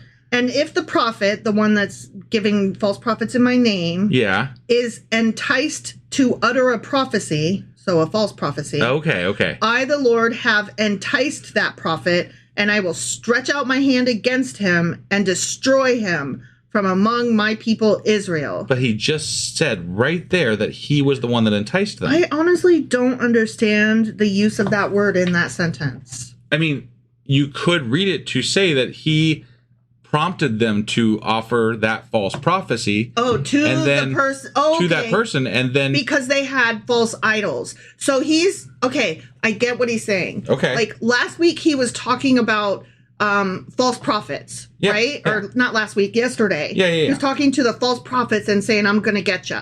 Today he's talking to people who practice idolatry with idols and stuff. Idolatry with idols. Idols in the heart now. Wicked idols and whatever. Right. Who with wicked roadblocks. That's what it is. And now they're going, whether to good prophets or not, God's going to use the prophets to lead them astray because they were being idolatrous. So yesterday it was fuck those false idols. And today it's fuck my people who also pray to other gods or whatever. So he's okay. But the fact remains the same, that he is going to take his opportunity to fix a situation and instead make it worse and then kill them because of that. Yes, that is correct. That is some fucked up bullshit. That is a mind fuck. Right? That is what that is. Yeah. They will bear their guilt. The prophet will be as guilty as the one who consults him. Okay. Then the people of Israel will no longer stray from me, nor will... Yeah, because they'll be dead. What? No, wait. Why will they no longer stray from you? I don't understand. Yeah, okay. He could kill all the ones that stray from him, I guess, right? That's one possibility. It doesn't seem like what's going to happen, but like, what exactly about him making somebody lie to somebody else who doesn't believe in God exactly in that moment or whatever is going on? How does that make other people believe? It's part of that fear the Lord mentality. I guess, but like we've talked about this before, it doesn't feel like these people fear this Lord specifically more than other lords. Right. Right? Like they worship other gods. Right. And so why would they be that scared of this God versus other gods? Well, this one's specifically saying to them, I am going to get you. He's not, though. He's saying it to Ezekiel, and then he's telling the prophet that they go to seek help from wrong information to give to them so that he can kill both of them, maybe? I don't know. So they're not going to get the message anyway, is what you're saying. Yeah, it just seems like he's fucking with them. Well, he is. Yeah, why would a god fuck with people before he kills them? Why don't you just kill them? He seems to get off on it. He seems to get off on murder, mind fuckery, leading people astray, tricking them, testing them. Right, I agree. He's just not nice. Absolutely not nice at all. So then the people of Israel will no longer stray from me, nor will they defile themselves any more with all their sins. They will be my people, and I will be their God, declares the sovereign Lord. Okay. He's like, if I just beat them hard enough, they will love me. If I just kill them, then the rest of them will love me. But also free will. Yeah. Right? That's supposed to be a thing, right? Yeah. Free will, except only choose me or you're dead. Right. Like, that's not how that works, bro. No.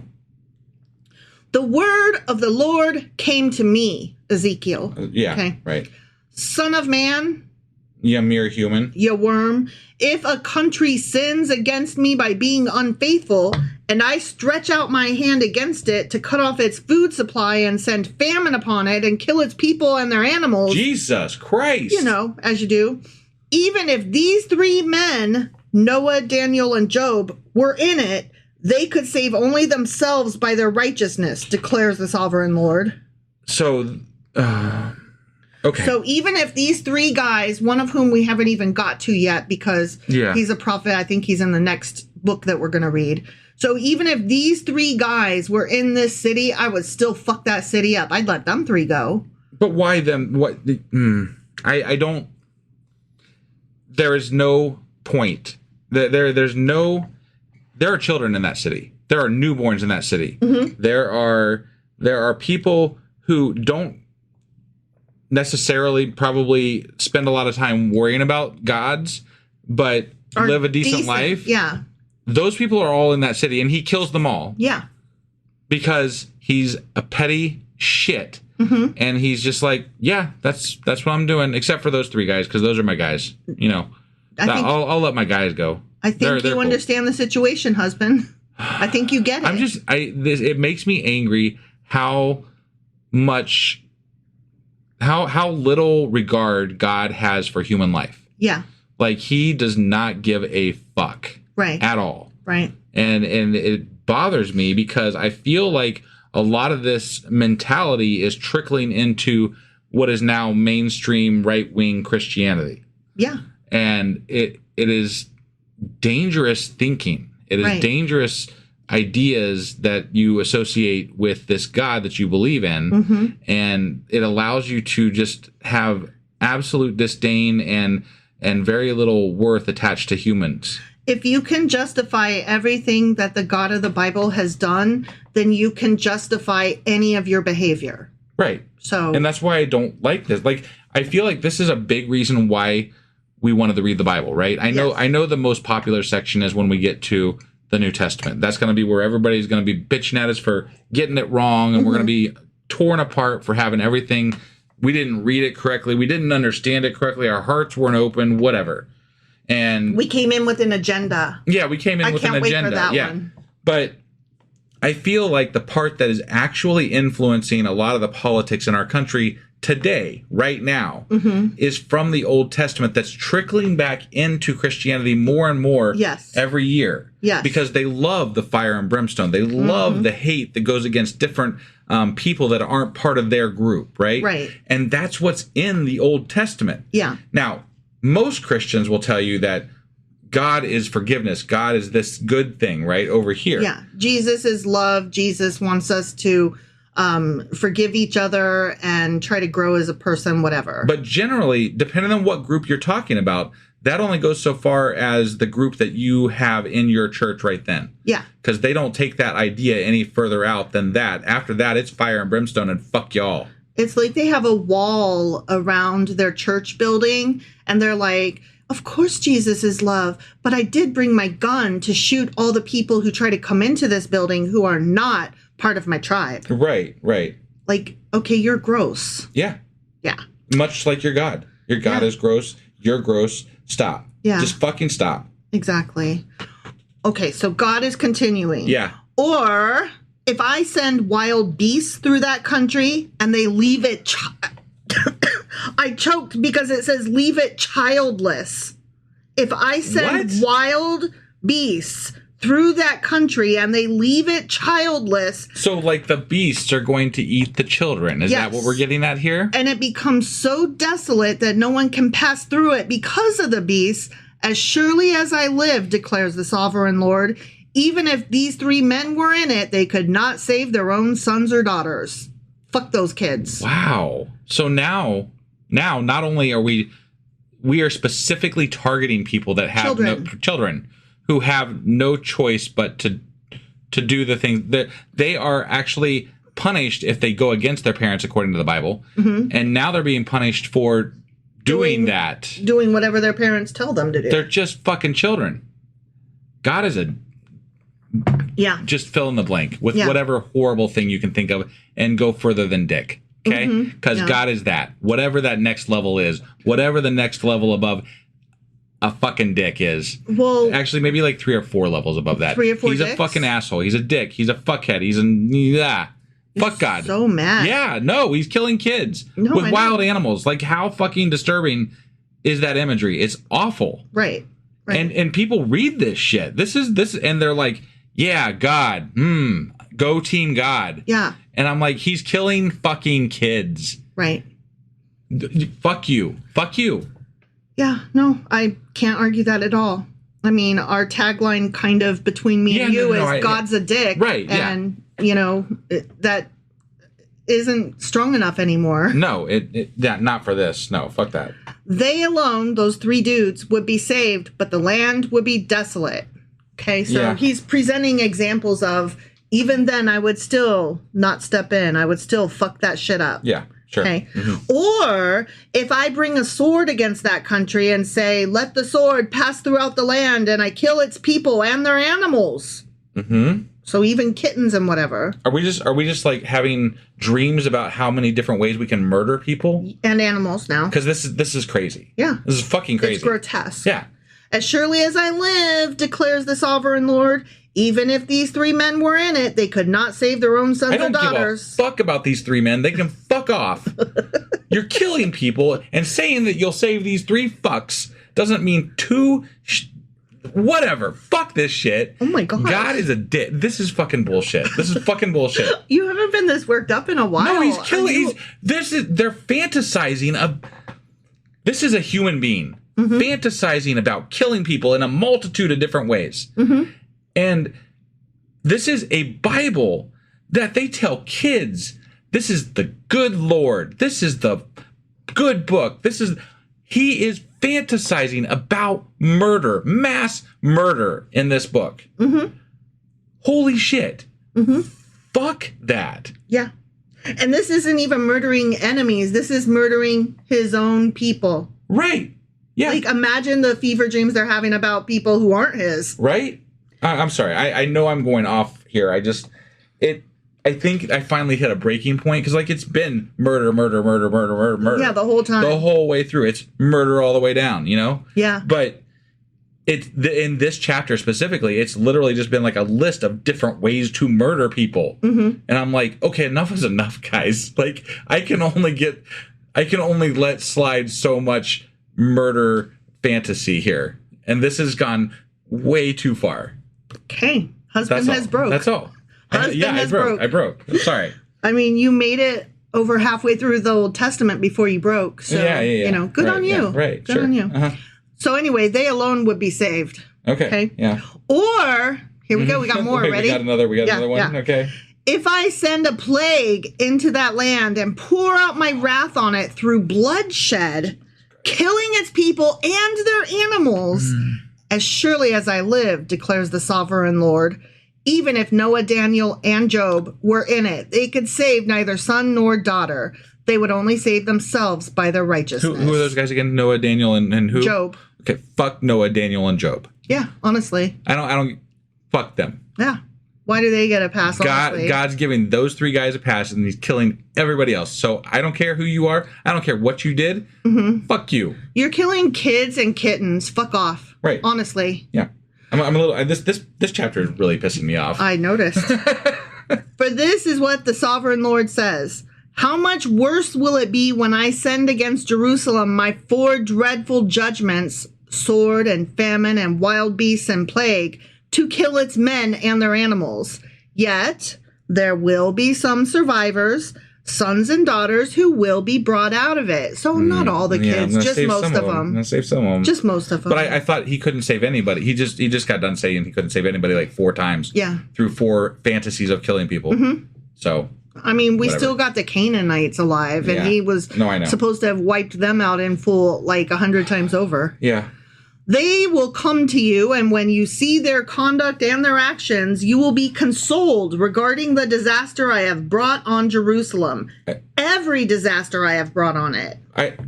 I consoled. Okay, let's just take a let's just take a horrible example from U.S. history. Okay, 9/11, right? Yeah. 9/11 happens. Let's say you were one of the people that made it out of the building that day, right? And let's say God's like, or no, not God. Let's say that Osama bin Laden was like, I let you go. So now you should be consoled. Right? That's not how that fucking works. Let's go a step further and take that today, the Palestinians or the Ukrainians who are being annihilated by enemies. The ones who survive are not consoled. Yeah. I bet the Japanese people who had family in Hiroshima and Nagasaki were not consoled when they fucking survived. Right. That was fucking horrible. It was horrible. I'm betting horrible things are horrible. I'm betting that they had grief. I'm betting that they had survivor's guilt. I'm betting that they had CPTSD. I'm betting that they are all kinds of not okay. And I'm betting that consoled does not fall anywhere on that list of all of the mental anguish that they are enduring. Definitely not. Yeah. Yeah. All right. You will be consoled when you see their conduct and their actions, for you will know that I have done nothing in it without cause. Because their conduct and actions make up for the fact that you committed mass murder. Yeah. I'm sorry. I'm pausing a lot because I'm trying to process all this, and I'm not happy about it. Just go forward. Declares the sovereign Lord. Yeah. The end.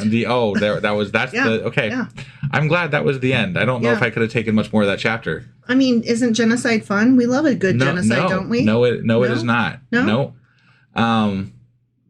Yeah. Are you okay? I don't know what to say about that chapter other than that was one of the most horrible chapters in Ezekiel thus far, I think, in my opinion. Yeah, no, I agree. Like it's one thing to talk about murdering people, I guess, in the Bible, because that's a regular phenomenon, right? And we know it's a thing and we hate it. And we call it out regularly. But it was literally a list of ways to kill people. Yeah. It was just like, I might do like, I don't know. What am I in the mood for today? Plague or swords or starvation? Like, what am I going to do? I don't know. I might choke them with peanut butter. You don't know. There's so many ways to murder people. I just can't choose today. I don't know. Right? I mean, which one am I going to do? I could throw some of them in the lake and drown them. You know. Sure. I could put a fire over the whole thing. I could make a meteor hit. Like, okay. Yeah. That's not fun, guy. No, it's not. That's not okay. Yeah. And there was no, you've listed off no justifications. God has listed off in Ezekiel, whoever the fuck's writing this, whoever's talking, I don't care, doesn't matter. There has been no justification for this listed off that I accept. Yeah. Period. And I mean, I know the argument is that, well, you're just a man. You don't understand, a mere human, right? And it's like, I am capable of empathy greater than this God of the Bible, apparently. So, yeah, it matters. Right. Like, I would never, ever kill children. I just wouldn't. No, it's horrible. Anyway, I'm sorry. I think we need to, like, get out of this, right? Let's get out of this. So let's get out of this. Just a quick reminder. I don't even feel right doing this. We have a Patreon drive going on. It's on our website, sacrilegiousdiscourse.com. We can use your help. Go there. Awesome. We'll see you next week. Or not next week. Tomorrow. What is today? Today's Thursday. Today's Thursday. So we just got done with Ezekiel chapter 14. Which sucked. And which fucking sucked. Yeah. We'll be back tomorrow with Ezekiel chapter 15. All right. We'll see you then, guys. Bye.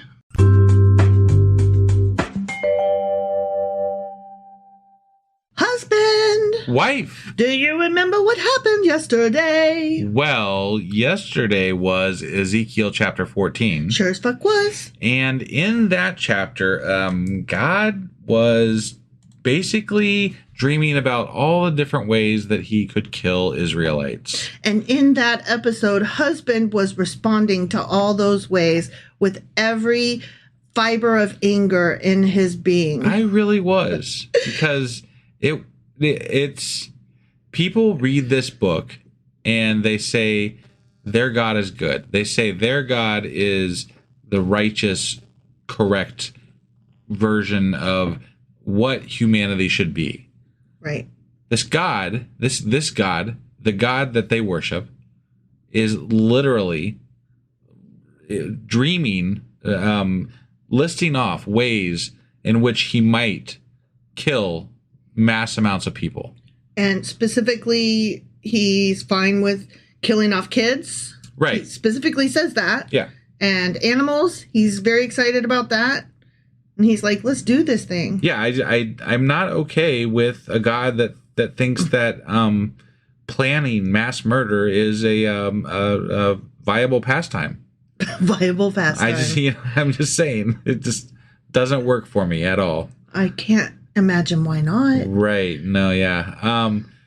So to change subjects here for just a moment. To something we're better. gonna go with something better here for just a minute here. Mm-hmm. We're in the midst of our Patreon drive right now. Yes, we are. And we are trying to get to a $400 a month level where it'll allow us to do a lot of things that we need to do for our podcast. And we have had definitely some responses to it. So we really appreciate everybody that has come out to support us. And today we specifically want to call out somebody who's just got through their free trial and they have stayed on as a patron. So thank you, Bridget. Thank you, Bridget. Bridget signed up for Patreon and wanted to let us know that they really enjoy the Asimov Book Club, which I thought I'd bring up because I think at some point soon, we're looking to get back to that. We are. We are headed towards the end of our Jewish folklore. Yeah. And part of the reason that we quit the Asimov thing was because he was a sexist schmuck, but also because we were starting to catch up to where we were at in the Bible. To be fair, he's also dead. Right. So, I mean, there's that. There is. Just saying. Right. But it just seemed like a good idea to take a pause. Yeah. But yeah, we will be pulling him back off the shelf and, dusting him off and probably prefacing each episode that we do with him that he's a sexist dead schmuck. But the books themselves have a lot of good reference or, they're great material. We've said before, there's no need to throw out the baby with the bathwater. Right. Not to get off on a tangent here about Isaac Asimov book club, but this was more about thank you, Bridget. Thank you so much, Bridget, and thank you for voicing what you would like to hear more of. Yeah. And just, we appreciate you and we love hearing from you and everybody. And we can't wait to keep hearing from you. Yeah. And we love that you love us. So we definitely love our fans and we love doing this for you. It is our pleasure, and you helping us do what we do just absolutely makes our day. It does. It floors us every time we get to say something like this. Yes, it does. That being said, are you ready to get into Ezekiel chapter 15? Yes, I am. All right, let's do this. Okie dokie.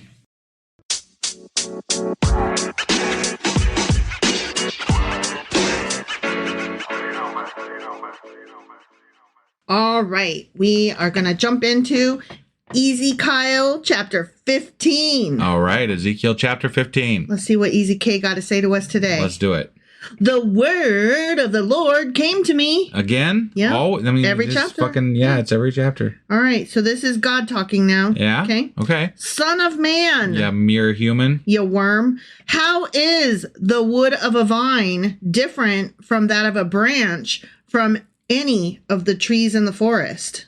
How, that rhetorical question? I'm not sure. Like, how much wood would a woodchuck chuck if a woodchuck would? I mean, it's pliable, right? Like you can bend it. It's bendy, like a bendy straw. You can swing on it like Tarzan. Oh, right? Yeah. Okay. So it's strong. It is strong, but so are trees. Yeah. So that's not necessarily different. Okay. And I would say I would definitely trust a tree a lot more than a vine. Yeah, definitely. So I'm just saying, I would not swing on either. I have swung on a tree vine before. I believe you. And it was really fun. I bet it was for you. It was. Yeah. So is wood ever taken from it to make anything useful? I don't know. A swing. Okay, but I guess it's not taken from it. Grapevines, I think is what they're talking about here. All right. Do they make pegs from it to hang things on? I'm going to go with no, probably. And after it is thrown on the fire as fuel and the fire burns both ends and charges the middle, is it then useful for anything? It's charred. So is it? No. Probably not. Okay. Yeah. If it was not useful for anything when it was whole, how much less can it be made into something useful when the fire has burned it and it is charred? Oh my God. So he's literally going, you see how useless you fucks are? You're so useless that when I char you, you're going to be that much more useless. For fuck's sake, I'm going to destroy the fuck out of you. You are so worthless. You are garbage. You are trash.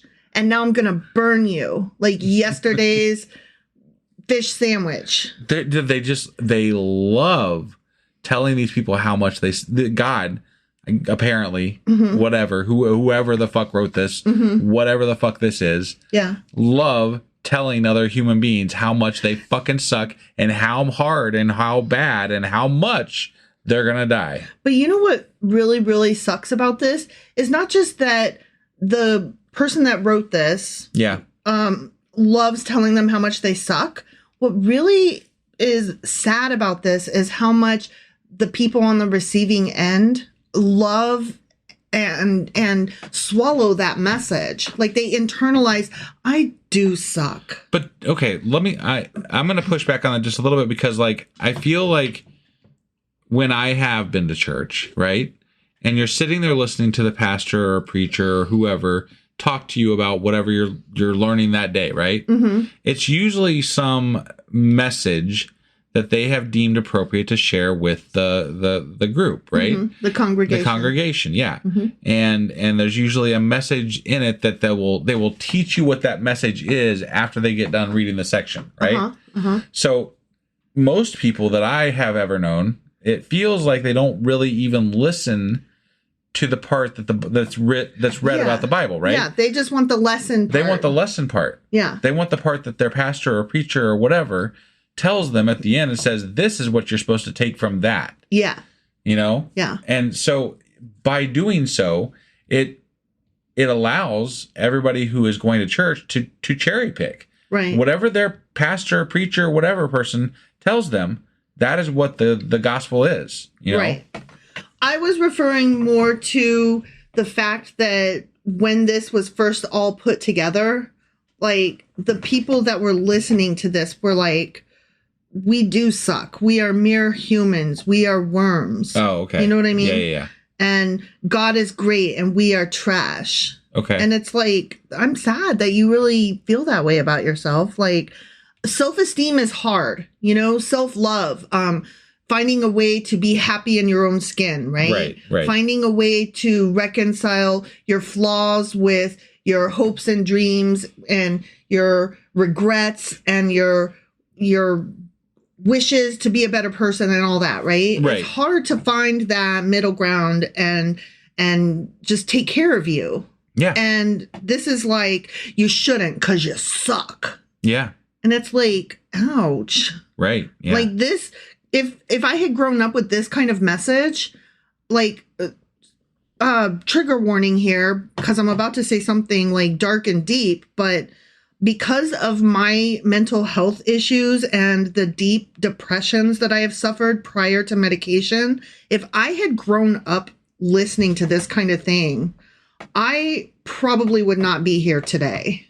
Right. Is what I'm getting from this. If you grew up with somebody telling you that this is how you should feel about yourself. Right. Yeah, that's what I mean. That you just are, that this is the way it's supposed to be. Right. Right. Because the way that I am as a reader, I would internalize this. I would take this message to heart because I know that because that's how I am with everything that I get into, you know, with every message that I'm like, okay, I want to really understand what I'm reading. So I'm going to read this hard and close. Yeah. And I'm going to reflect on it. Like, that's just who I am. Right. So I know that if I grew up reading this and this was the message that I was receiving all the time, I would probably not be here today. And that makes me so sad. And it makes me wonder, like, how many people internalize this message? Sure.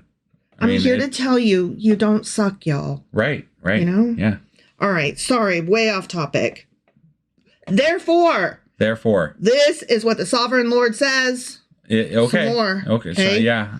As I have given the wood of the vine among the trees of the forest as fuel for the fire, so will I treat the people living in Jerusalem. You know, you're a fucking worthless vine. Yeah. I'm gonna burn your shit. Right. I will set my face against them, he repeats. Okay. Although they have come out of the fire will yet consume them. And when I set my face against them, you will know that my name is the Lord. I am the Lord. I will make the land desolate because they have been unfaithful, declares the sovereign Lord. Okay. The end. Oh, that's the end.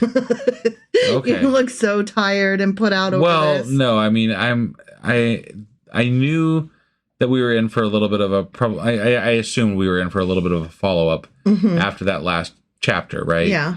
And that last chapter was so terrible. Yeah. That this was a bad chapter. I mean, like, you know, he's talking about killing Jerusalem again, right? And it's not a fun conversation, but it pales in comparison to the conversation he was having about how to kill all the people in the last chapter, right? Right.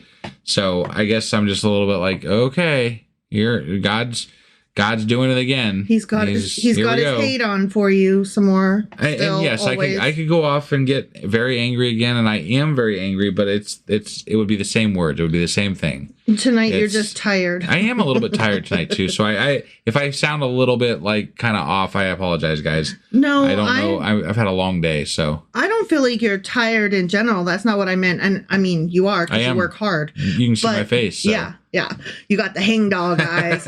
But mostly I just meant that like this message is like we're reading this every fucking day. Yeah. It's wearing to try to remember this is not directed at us. No, we're fine. We don't suck.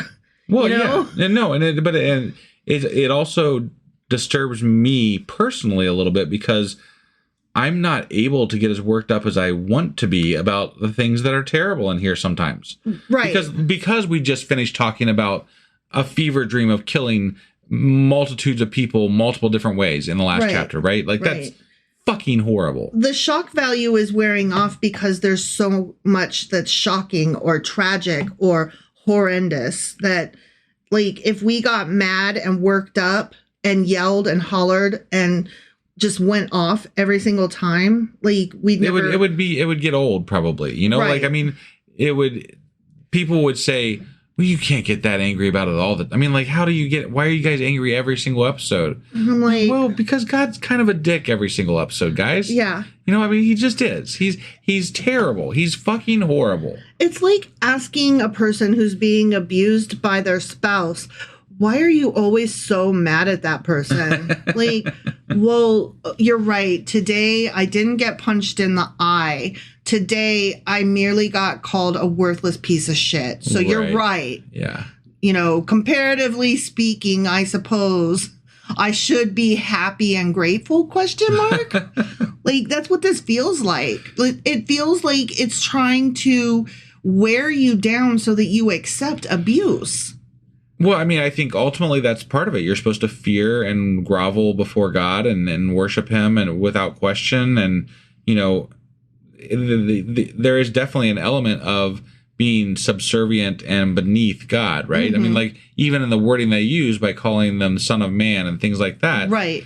And which literally does translate to mere human. Right. Yeah.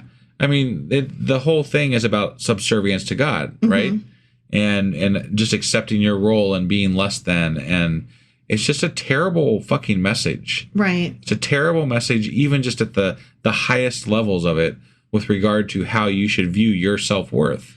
Well, that mixes with the fact that you're supposed to accept that you are, quote unquote, born a sinner. You know, you come into this world not deserving. You are already a piece of shit even before you've taken your first breath. I rail against that concept. I mean, that is that's not okay. No, not at all. Yeah. Like, we all have a chance in this life to be the best person that we can be. And, you know, to have grace, if you will, like to steal a religious word, but to use it, I think, more effectively to extend grace to ourselves and to each other. Right. Yeah, I agree.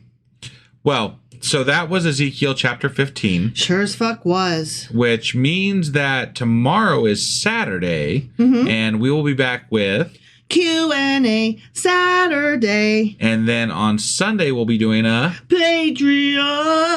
And then I will get the weekly wrap-up out, and we will be back on Monday with Ezekiel chapter 16. All right, we'll see you then. Bye.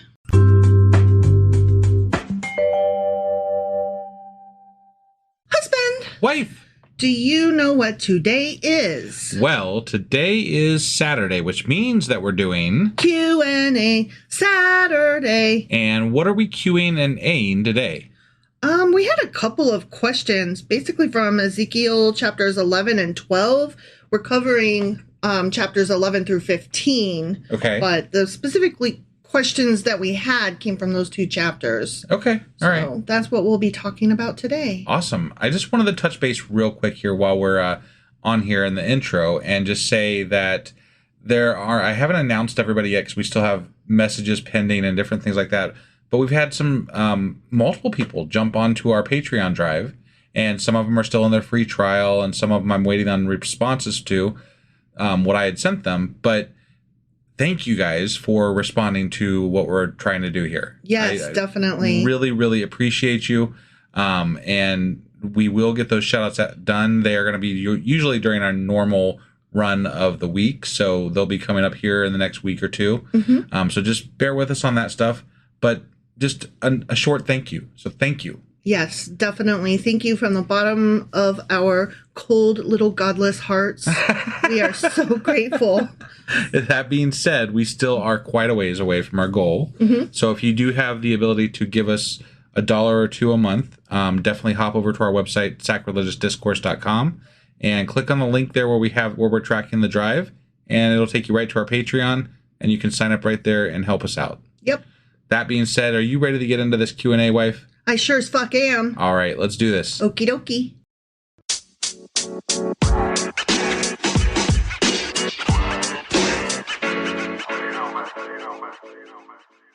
All right, so we are here with our Q&A, going over chapters 11 through 15 of Ezekiel. Yep. Ezekiel. Yeah. And I thought I would go over a real quick easy question and then the more confusing, longer answer question after that. It's an easy question, but it's an easy Kyle question. It is, okay, actually. Right. Just checking. In chapter 11, verse 3, it reads, "They say, haven't our houses been recently built? This city is a pot, and we are the meat in it." Yeah. And we had questions like, honestly, what the fuck? Right. Like, we didn't really get that whole analogy thing. Right. And it just didn't, we kind of just read over it. We were like, okay, whatever, God. Yeah. Meat in a pot, whatever. Yeah, I mean, exactly. we can imagine-ish, you know. Sure. Well, with regard to the rebuilding of houses, yeah, that was a symbol that peace was happening. Got it. So okay. When they said, haven't our houses been recently rebuilt? They were like, what? It's, you know, we're confident that all is well and it's peacetime and, you know, we can go ahead and ignore all threats of any further Babylonian invasion. Got it. Know? Yeah. So that's what that part referred to. Okay. As far as the pot, the city would be a shield around them as the cauldron is to seething flesh. Okay. Okay. So they were looking at themselves not in like a pot on the stove, but more as like a Tupperware dish. Okay. Okay. They were protected. And also that they are choice pieces of meat. They are the fancy ones. Oh. Okay. In Jerusalem, that is. Right. Okay. They were the good folk left behind. Like they kind of looked down on the people who had already been exiled, kidnapped, picked up, and moved elsewhere. Yeah. So the people left behind felt like they were the good ends. They were the choice meat, and they were being stored safely within their little city. Yeah. Okay. And it made them feel good to think that. Got it. As for the meat, the metaphor seems to imply, like I said, that the people in Jerusalem were the choice cuts of meat, while the exiles in Babylon were just the scraps and rejected pieces. And we know from what we've read that it was exactly the opposite, that when Babylon and Assyria before them came into a city, they would kidnap the cream of the crop, right, and, you know, slowly over and over again, so that all that was left was the dregs. Sure. So, but I mean, if you are those people that are left, you are obviously going to view yourself in a better light. Sure. You're going to find any reason to think better of the situation. I'm not trying to talk about how they felt. Right. I'm just saying it was a common war practice to take the cream of the crop people, right, the more talented, the more rich, the more skilled, because then it leaves the more less qualified. Well, and also those are generally people that are leaders in the community, which cuts down on people fighting against the people trying to control you. Exactly. Like, not only are the only people left unlikely to be able to fight, but they are also less likely to be able to lead. Right. So, yeah, that's what I mean by dregs of society. Got it. They were just, there was no reason to kidnap them. Sure. So it's just ironic that they felt that they were, you know, the choice meat, and that they were safe in their little Tupperware dish. Yeah. So going on to verse 6, then it says, you have killed many people in this city and filled its streets with the dead. And then verse 7 says, therefore, this is what the sovereign Lord says. The bodies you have thrown there are the meat, and this city is the pot, but I will drive you out of it.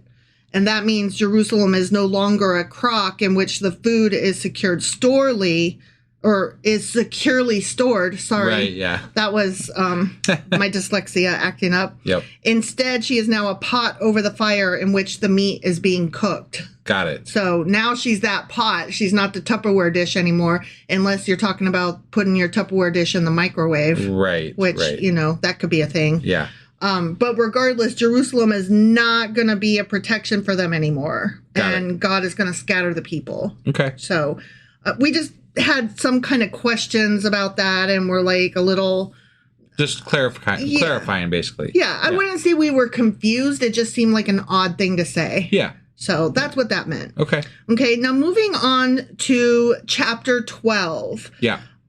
We had some confusion as to where Ezekiel was when he was doing his little pantomime shit where he was packing his bag and pretending to go into exile. We thought maybe that he was back in Jerusalem and this was taking place before anybody was exiled. Well, and I know, just to interject here real quick, I know that you had said that I was confused too. So like you had said that he was part of the second exile, which confused me a little bit because I was thinking that the second exile was the one where basically Jerusalem was sacked. Right. Right. But it's not. There was essentially 3 exiles. There was one in 605, there was one in 597, and then one in like 586. Those were the 3 exiles. And the last one was when Jerusalem fell. Right. But when they refer to the second exile, they're referring to the 597 one, which is when Ezekiel and his wife went to Babylon, essentially. So, and that's where he was when he was doing his little pantomime stuff. Right. And we were confused because we're like, they're already in exile, so why would he be talking about exile to the exiled? Right. Yeah, that's just weird. So in chapter 12, verse 3, it reads, therefore, son of man, pack your belongings for exile, and in the daytime as they watch, set out and go from where you are to another place. So it would have seemed like he was back in Vision Land, or else that this took place prior to him having left Jerusalem, that he was speaking to the people of Judah or Jerusalem. Yeah. But no, he was actually doing this show for the Babylonian exiles. Okay. And here's why. God commanded Ezekiel to act as if he were going into captivity or exile, even though he was already an exile in Babylon. God wanted him to act this out among the exiles to make a message from God clear that all those remaining in Judah would go into captivity. And it's important to keep in mind that there were many false prophets during this time in Judah, Jerusalem, and even among the exiles in Babylon. And the false prophets were promising that God would rescue his people from the Babylonians. Got it. So he was speaking to his brethren saying, he's like, no, we ain't gonna get rescued. Yeah, he's saying, that thing that we went through, this thing that I'm play acting, our folks back home are gonna be doing this too in a minute. Right. So just, stop with your nonsense. Right. And rival prophets were foretelling a speedy return to a flourishing Jerusalem. And he was like shaking his head, nope, not going to happen. Got it. And it was likely hoped that this action would make the refugees realize that those left in Jerusalem would shortly be joining those who had already been deported to Babylon. So that makes a little bit more sense in regard to where he was and what he was doing. Sure. But it seems like really weird that he had to play act this and couldn't just be like, hey, those guys back home are going to have to pack their bags soon. So says the Lord. Right? Like, I don't know. The whole play acting thing just seems really just unnecessary and dramatic. And yeah. But I guess if he's doing this all day, he's probably gathering a crowd. Right. And then when they're like, look at this freak, look what he's doing. Look, he's digging holes in walls and shit. Hey, watch this guy. And then as they gather, then he can stand up and be like, so this is what I was doing before a large crowd. Well, and it seems like they are very big on demonstration. Like the Ezekiel in particular is really big on demonstrations, right? Yes. There was that whole hypothetical year and a half where Ezekiel was supposed to like lie on the ground and shit on the floor and whatever the fuck he was doing. A day for every year of sin or something. Yeah, it was ridiculous. I mean, so like that was supposed to be a performance in front of people. This is supposed to be a performance in front of people. Right. He had all the elders over at his house, and that's when he had one of his visions. So that was kind of a performance in front of people. Sure. Like there's just all this like performative performance art. Yeah. So it's interesting.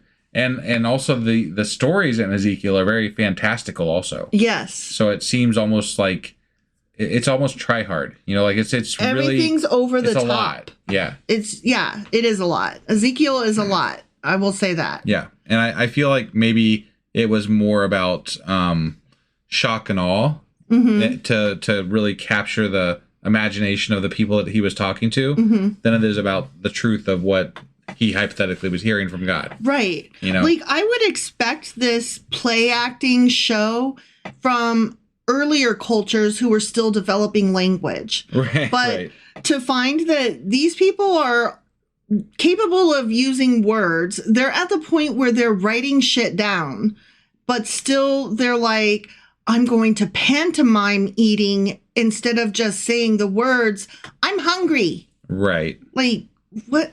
Just use your words, bro. Yeah. I don't know. Different cultures, different times. Obviously, I can't possibly put my head into that space, but... Sure.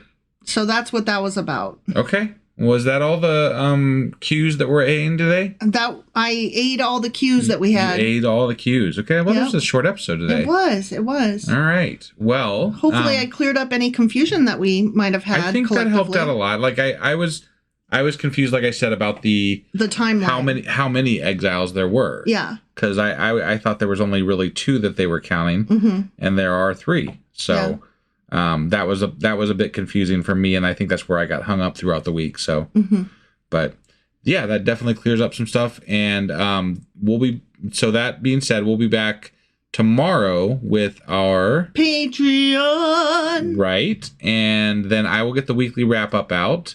And then we'll be back on Monday with Ezekiel chapter 16. All right. We'll see you then. Bye.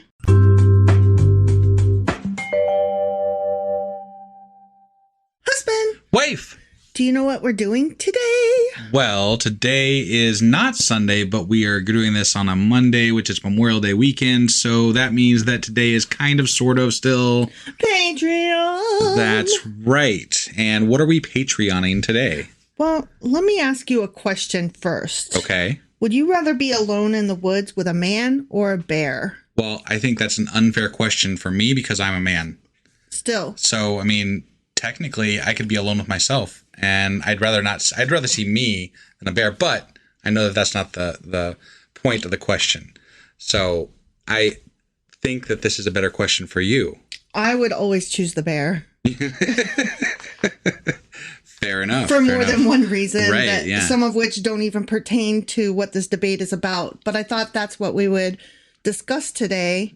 Sexism in general and in the atheist community in particular. Okay. All right. So I guess we're going to be doing the bear versus man discussion then. Yeah. All right. Let's do this. Okie dokie.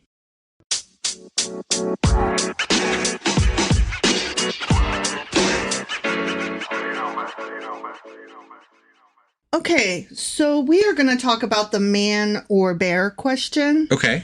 And before we do that, I'd like to kind of address your reticence to even respond to it in the intro. Yeah. And you kind of looked at me like I was cuckoo. And I wanted to explain that a lot of men even have responded, not just women, that they would prefer the bear over the man. Got it. Some of the reasoning is because a bear, attacking you in the woods is just doing what an animal does. There's no malice. It's just nature. Sure. A man can do any number of things that are not just rapey. They can keep you alive and torture you for ages. And that's why a lot of people would choose the bear. Like, you may die under most circumstances, but one lacks malice or recording it for others to laugh at, or, you know, what were you wearing when you were being attacked by the bear kind of thing. Yeah. So that's why. Okay. All right. It's the acknowledgement that man can be so much worse than the bear. I don't disagree with that. I mean, it's nature versus malice, right? Yeah. Right. So I mean, that's the ultimately that's the argument. Mm-hmm. But I mean, I think that ultimately women have a lot more reason to not want to be alone with a man in the woods than a man would have to be. Sure. So while I agree with you on intent and malice and things like that, I think that someone who could be dangerous to another human being that is a woman in the woods wouldn't necessarily be the same danger to a man in the same scenario. You know what I'm saying? No, yeah, definitely. I just wanted to put out there that you felt like it wasn't necessarily a fair question to ask you, right, given that, like, you are a man. Sure. And I just wanted to put out there that it is a fair question to ask of any gender, because it is, the question in itself is a thought exercise on cruelty of man. Right. I understand that. That actually opens the door into what even are we talking about, right? Yeah. So there was a TikTok video that surfaced wherein a man asked 8 women, if you were alone in a forest, would you prefer to be alone with a man or a bear? Sure. And 7 of the 8, without even stopping to think about it, chose the bear. Right. And that should have been the end of it. That should have been yep, that makes sense. That tracks, right? But instead, it blew up into this whole, like, debate, and they took the thought exercise and turned it into this legitimate, you know, it depends on this forest, and it depends on the type of bear. And, right. You know, statistically, blah, blah, blah. You know, the man who is like, well, actually. Right. And so that kind of gets even further to the point of, yep, and that's why I'd still rather choose the bear. Yeah. Like, instead of, like, explaining why my choice was stupid, you're actually proving that I made the right choice. Right. So this gets into, like, mansplaining and men being indignant and just offended and how dare, and not all men, but women are hateful too, and sure, you know, bears are way more likely. Oh no, what happened? Well, this is a special Patreon episode, actually, which means that they need to go to Patreon and subscribe as a patron in order to listen to it. Okay, well, I guess that we are going to go do that now. Yeah, just head over to patreon.com/sacrilegious discourse, become a member for as low as $2 a month, and you'll have access to all these special things and goodies too. So, you know, go do that. So this was just a teaser. Yeah, teaser. Okay, just Bye. checking. Okay, Bye. Bye. Bye.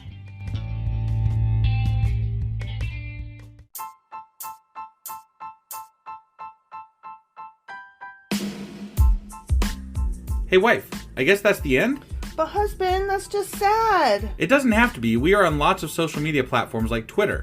Our handle there is sacrilegious_D. For D's nuts. Oh my God. Stop doing that. Anyway, we're also on Facebook, Instagram, and Pinterest. There's a link to all of our social media sites at our website. Ooh, we have a website? Yeah, it's sacrilegiousdiscourse.com, where you can also find a link to our merch shop. We have a merch shop? Yep, we have podcast-themed clothing, mugs, notebooks, and more, as well as an atheist and science-themed products. Wow, our fans should really go check that out right now. Definitely. They can get in touch with us by sending an email to sacrilegiousdiscourse@gmail.com. But before they do that, we could really use some help. Oh yeah? With what? Well, it's not free running the podcast, and we need some financial support in order to get better equipment, which will free up time so we can concentrate on our podcast and our fans. Okay, so what should they do? Head over to patreon.com/sacrilegious discourse and sign up as a contributor on our podcast.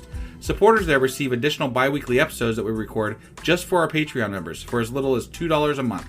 Also, we'd really appreciate it if you would like and subscribe on whatever platform you're using. And Apple Podcast reviews help us out tremendously.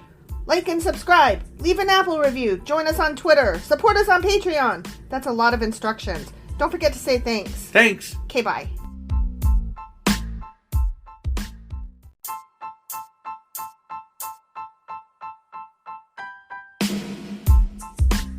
Hey wife, I guess that's the end?